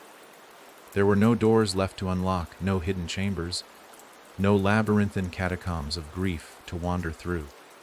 The key wasn't for something I'd missed. It was for something I hadn't built yet. My life. I turned around and walked back to the porch. The air outside was still and golden now. Not in an unnatural way.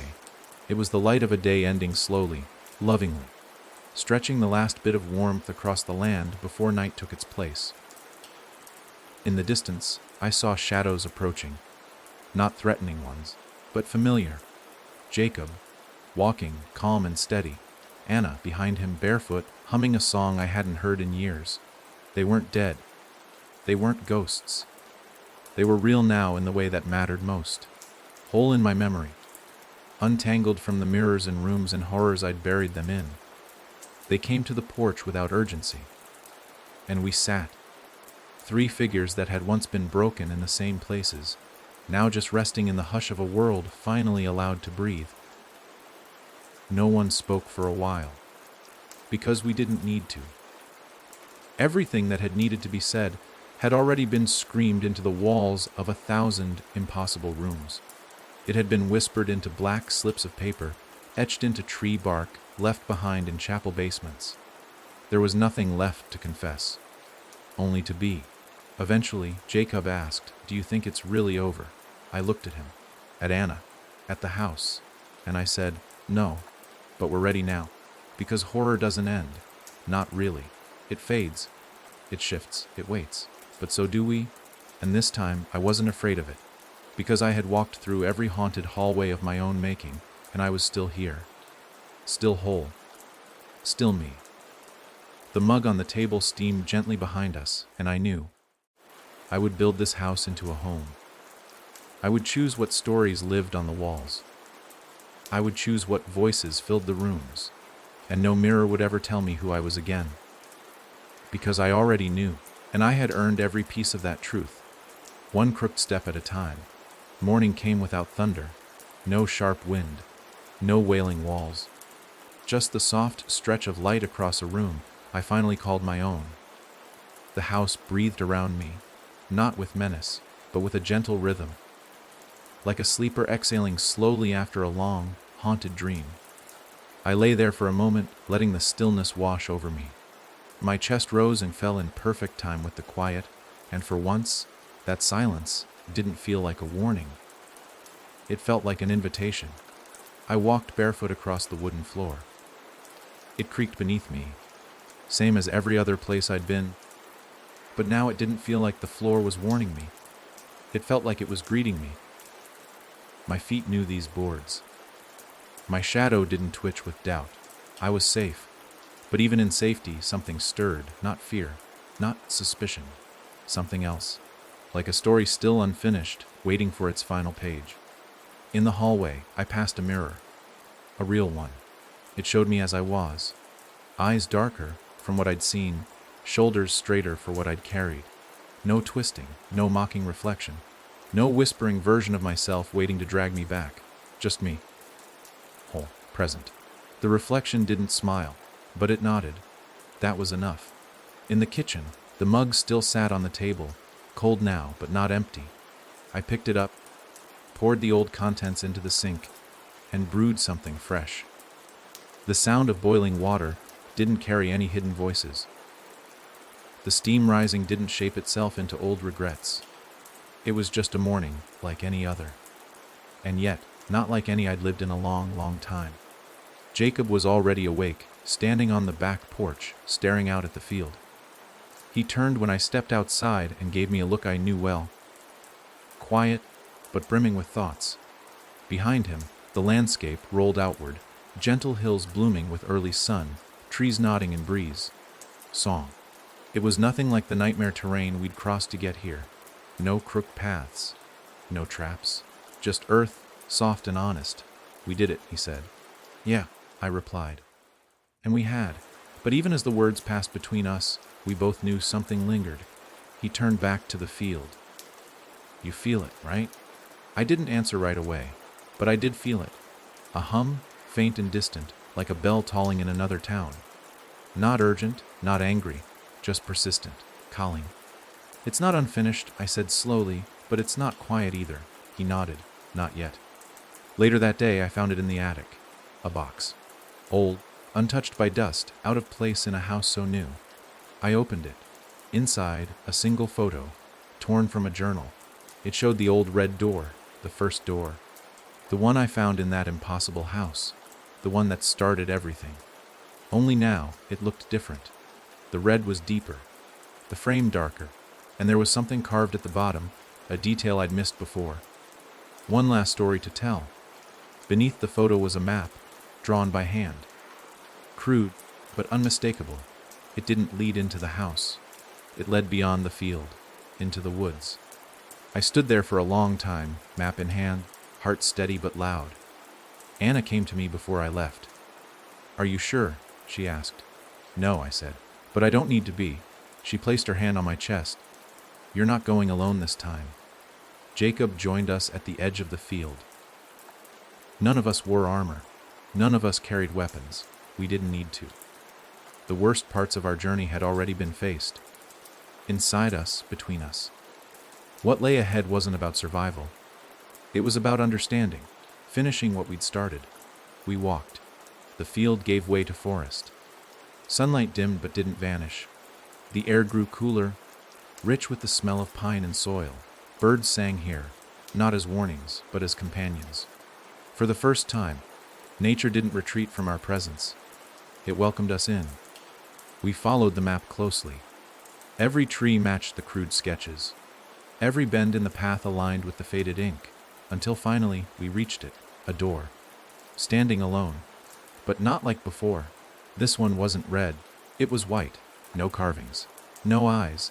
Just one thing etched faintly into the wood, barely visible. The storyteller's end. I turned to Jacob. To Anna. They said nothing. I reached out. The handle turned. The door opened. Inside, darkness. But not the kind that swallows. The kind that listens. Waits. Welcomes. We stepped through. And the door shut behind us. Not to trap. To complete. To seal a tale long unspoken. To whisper at last. The final chapter. It wasn't what I expected. The space behind the white door didn't collapse into shadows or scream its truths like the places before. It didn't twist or pulse with tension. It just was.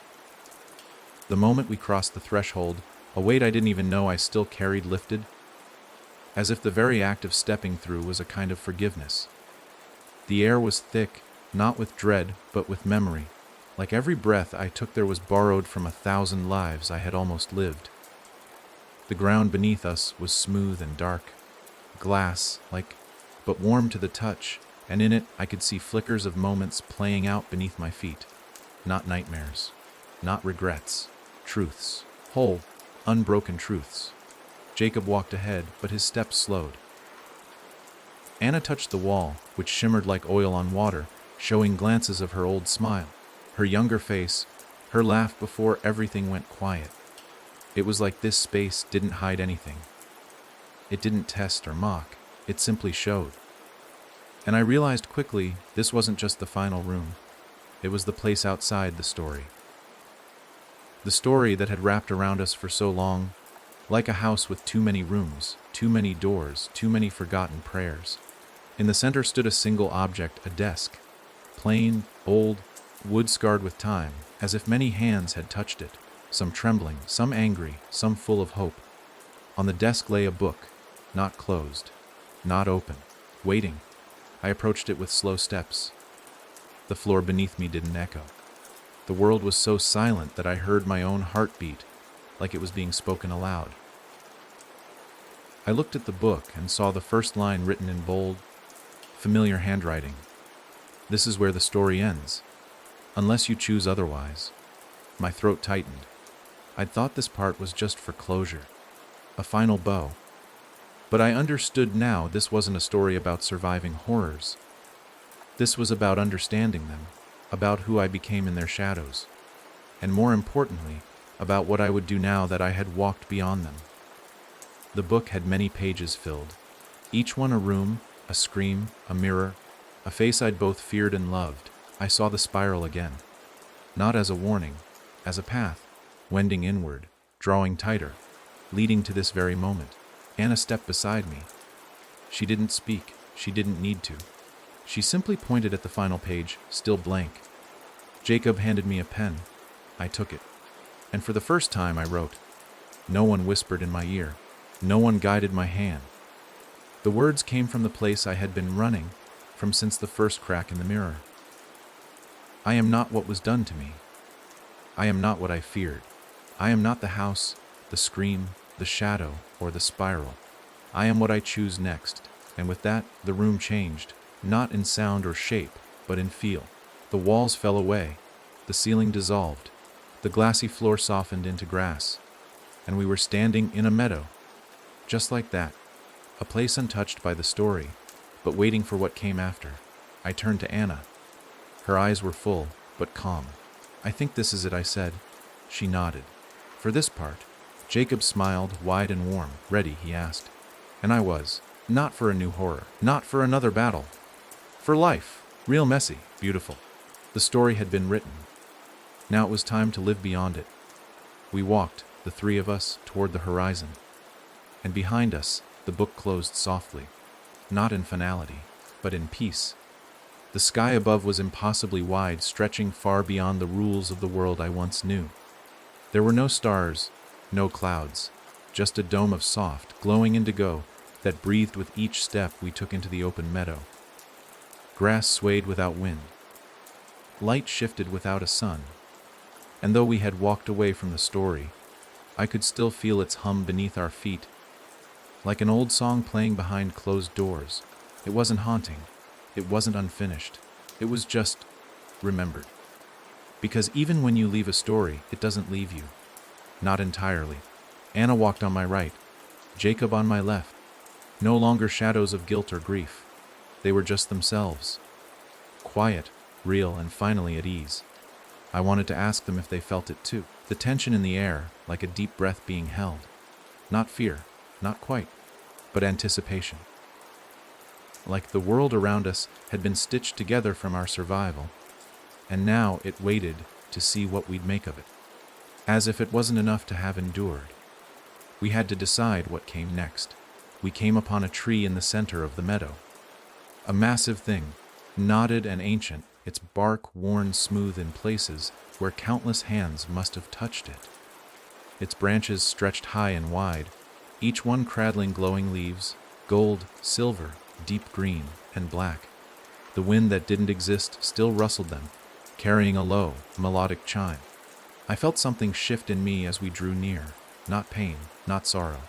Something quieter, something older. Beneath the tree, a circle of stones surrounded a pool of still water. And in that reflection, we saw not our faces, but our choices.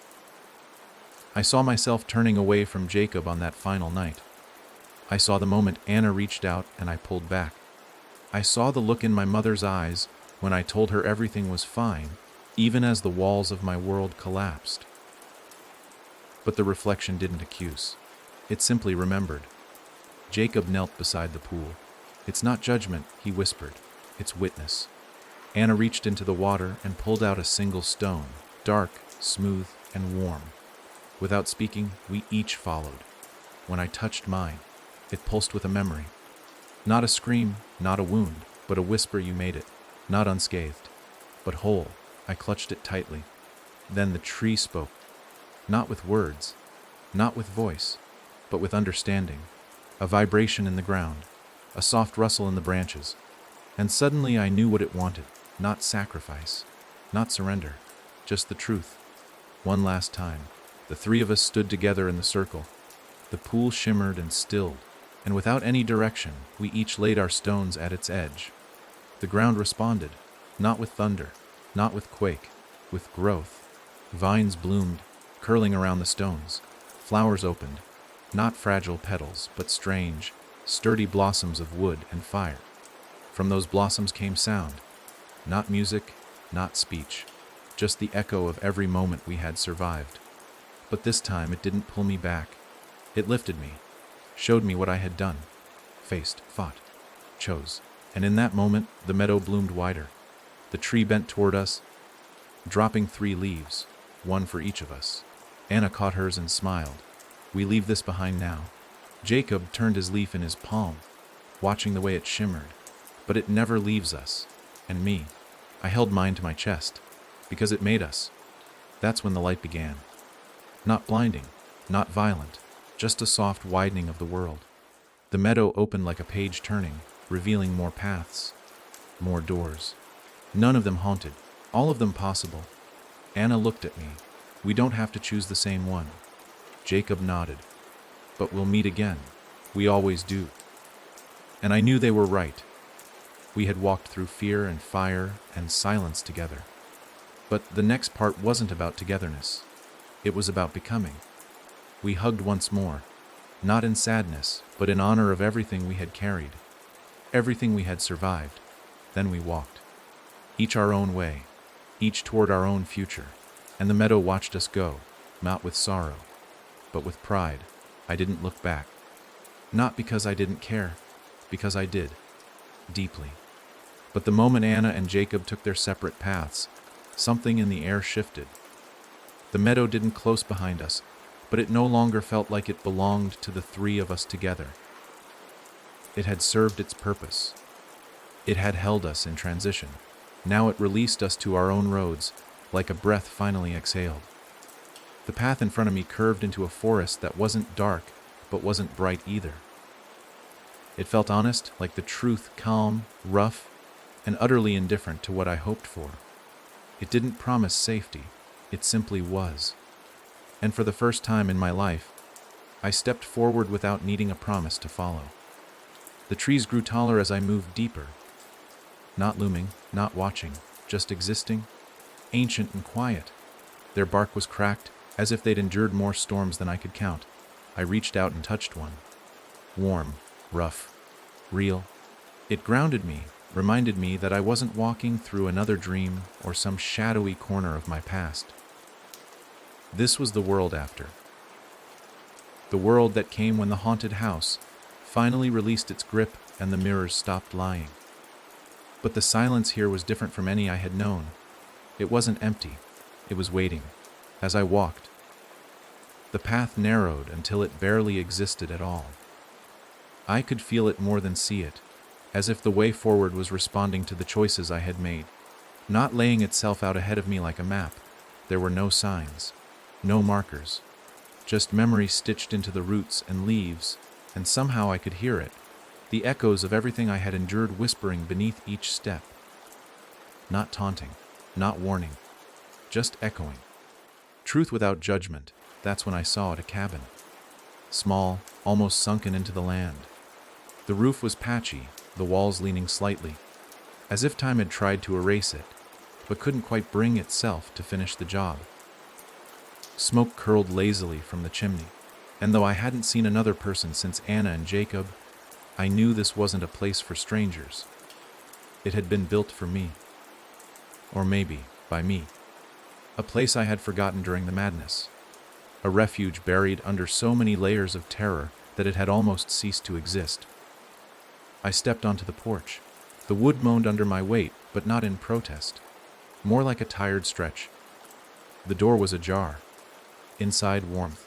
A fire flickering in the hearth. A chair beside it. And on the table next to that chair, a book. Not the book.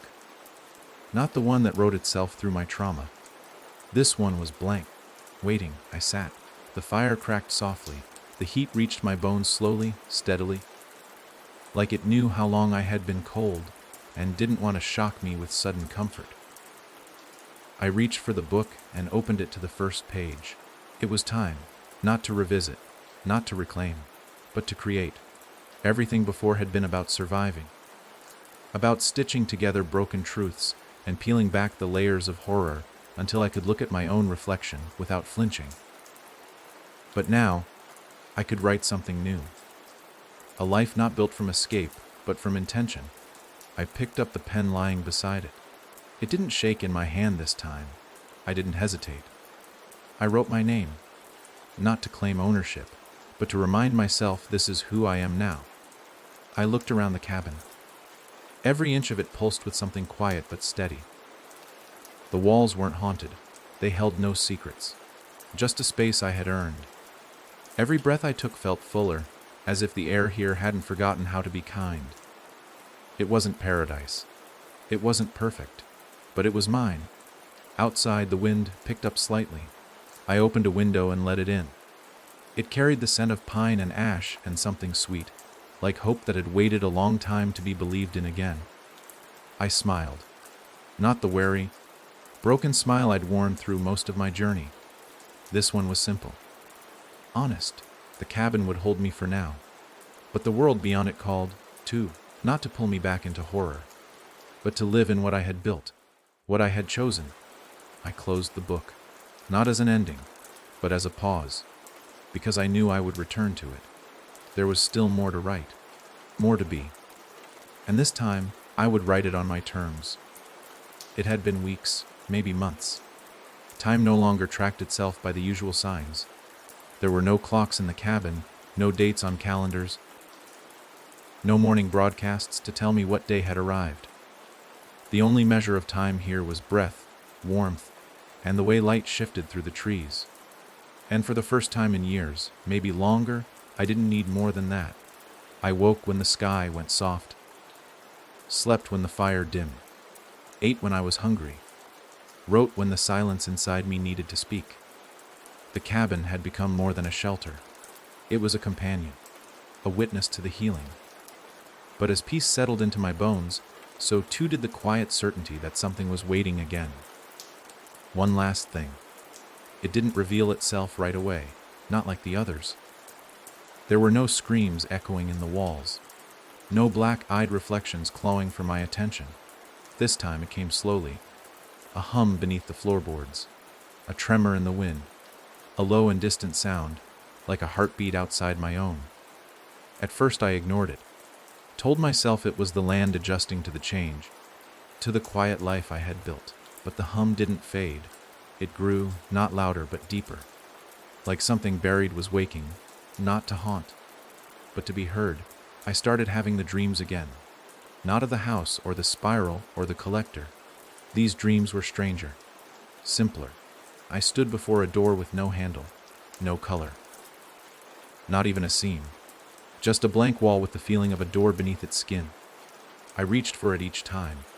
I pressed my palm flat, willing it to part, to let me in, or let something out. But always I woke before it opened, heart pounding, breath tight. The message was clear. I wasn't finished. Something had remained, hiding not in trauma but in silence. One morning, I stepped outside and found footprints in the frost. Not mine, not Jacob's, not Anna's. Too small, too light, childlike, and suddenly I knew. It wasn't the past calling this time. It was the part of me I had never allowed to speak. The child, the one who saw everything, felt everything, and said nothing. Because no one listened. The one who hid in corners when the fighting began. The one who learned to pretend everything was okay because adults got angry when it wasn't. I followed the prints. They led to the woods, but not the ones I'd emerged from weeks ago. These were older, tighter. Branches closed above me, and light narrowed to thin slivers across my path. Still, I didn't turn back. The fear that once lived in my chest had softened. Not vanished, but softened, like a scar that aches when the rain comes. The trail led me to a clearing. At its center stood a child, facing away from me, still, silent, wearing a coat I recognized too well, threadbare blue, with a ripped sleeve from the day I fell on the gravel driveway running from my father's shout. I stepped closer. The child didn't flinch. When I reached her side, she turned. It wasn't me. It wasn't some twisted version like I'd seen in the mirror house. It was her. The girl I might have been, Had I never swallowed my voice? She looked up, her eyes too wide for her face, not from innocence, but from carrying too much. You left me, she said, not accusing, just true. I didn't know, I whispered. You did. And she was right. I had known. Not in language, but in ache. I had known there was a part of me I couldn't look at too long. A part too small to fight. So I'd buried her in silence. She took my hand. Her fingers were freezing. There's one more door, she said. Where? She pointed. And there it was, at the far edge of the clearing. Buried in roots, nearly hidden. No glow. No handle. Just a smooth wooden slab carved with one word, begin. The child stepped back. You have to go alone, she said. I don't want to leave you. You're not. And then she was gone. Not vanished. Not erased. But returned. To me. I walked to the door. Ran my fingers over the word. And for the first time since the story began, since the mirror, the spiral, the blood and the screams, I wasn't afraid. This wasn't a trap. It wasn't a test. It was an offering. A final chance to not look back. To begin. I pressed my hand to the wood. It gave way, silent and sure. And I stepped through. The moment I crossed the threshold, everything slowed. Not like time had frozen, but like the world had exhaled and held its breath at the same time. The door behind me didn't slam or vanish. It simply ceased to exist, as though the act of walking through it had folded it out of reality. I stood in darkness, but not the suffocating kind. This was a velvet black, warm and still, like the inside of closed eyes during the deepest sleep. It was empty, yet full of potential. A space not built for remembering or forgetting, but for becoming. This wasn't the house. It wasn't the garden. It wasn't even the meadow. This was what came after the story, after the fear, after the self had been broken down to its rawest, most honest core. There was no path, no mirror, no voice whispering riddles. There was only me, just me. The stripped down version that had walked through 100 rooms of suffering and illusion and made it out with a heart still beating and a mind still willing to ask, what now? A soft light bloomed above me, not harsh or sudden, but gentle, like dawn easing into night. It revealed a floor made of nothing I could name. It wasn't wood or stone or dirt, it was memory. Pure, raw memory hardened into something solid. Each step I took sparked beneath my feet. Not fire, not pain. Moments. The flicker of Jacob's smile. The echo of Anna's laugh. My mother's arms around me the last time she ever said she loved me. The things I had buried not because I wanted to forget, but because I had no room to carry them. Now I walked on them, unafraid, and they lifted me instead of weighed me down. Then I saw it, a chair, sitting alone in the center of the room, plain, wooden, facing nothing. I walked toward it, and as I did, the air grew thick, not with fear, but with truth. It pressed against me, not to break me, but to remind me that once I sat down, there would be no turning back. No more half-truths. No more pretending I hadn't changed. No more keeping one foot in the trauma just in case I needed to explain who I had become. I sat, and across from me, a figure appeared. Not conjured, not summoned. It had always been here. Waiting, it was me, but not the me from the mirrors, not the child, not the survivor. It was the version I had never let live, the one who would have grown if I hadn't been hurt, twisted, silenced, blamed. She looked at me with quiet eyes, not judging, not longing, just waiting. Do you remember? She asked. Yes. Do you forgive? I hesitated. Not because the answer was no, because I finally understood what that question really meant. I forgive myself, I said, for surviving the only way I knew how. Even if it meant breaking pieces of you. She nodded. Then it's time. For what? To live as me. And just like that, the figure leaned forward and merged into me, not in a burst of light or a tremble of drama. Just a quiet return. The last missing piece sliding into place. I gasped, not in pain, but in recognition. I was whole. Truly, fully whole. Every room, every voice, every scream, every door I had run from, every word I never said, every truth I tried to strangle into silence. It was all inside me now, not like shards, but like bricks in a foundation. Strong, solid, mine. The chair vanished. The room brightened. And I saw a new door, different from all the others. It was open. There was no question anymore, no riddle to solve, no horror to endure. Just a life waiting. I walked through, and found myself standing in the world again. Not the one from before, not the house of mirrors or the spiral of fear, a real world. Birdsong, wind, the scent of rain on leaves, people in the distance, laughing, living, building things not from trauma but from joy. I stepped forward, not to start over, but to begin, for the first time, and the spiral, it didn't close, it didn't end, it simply flattened into a circle, complete, unbroken,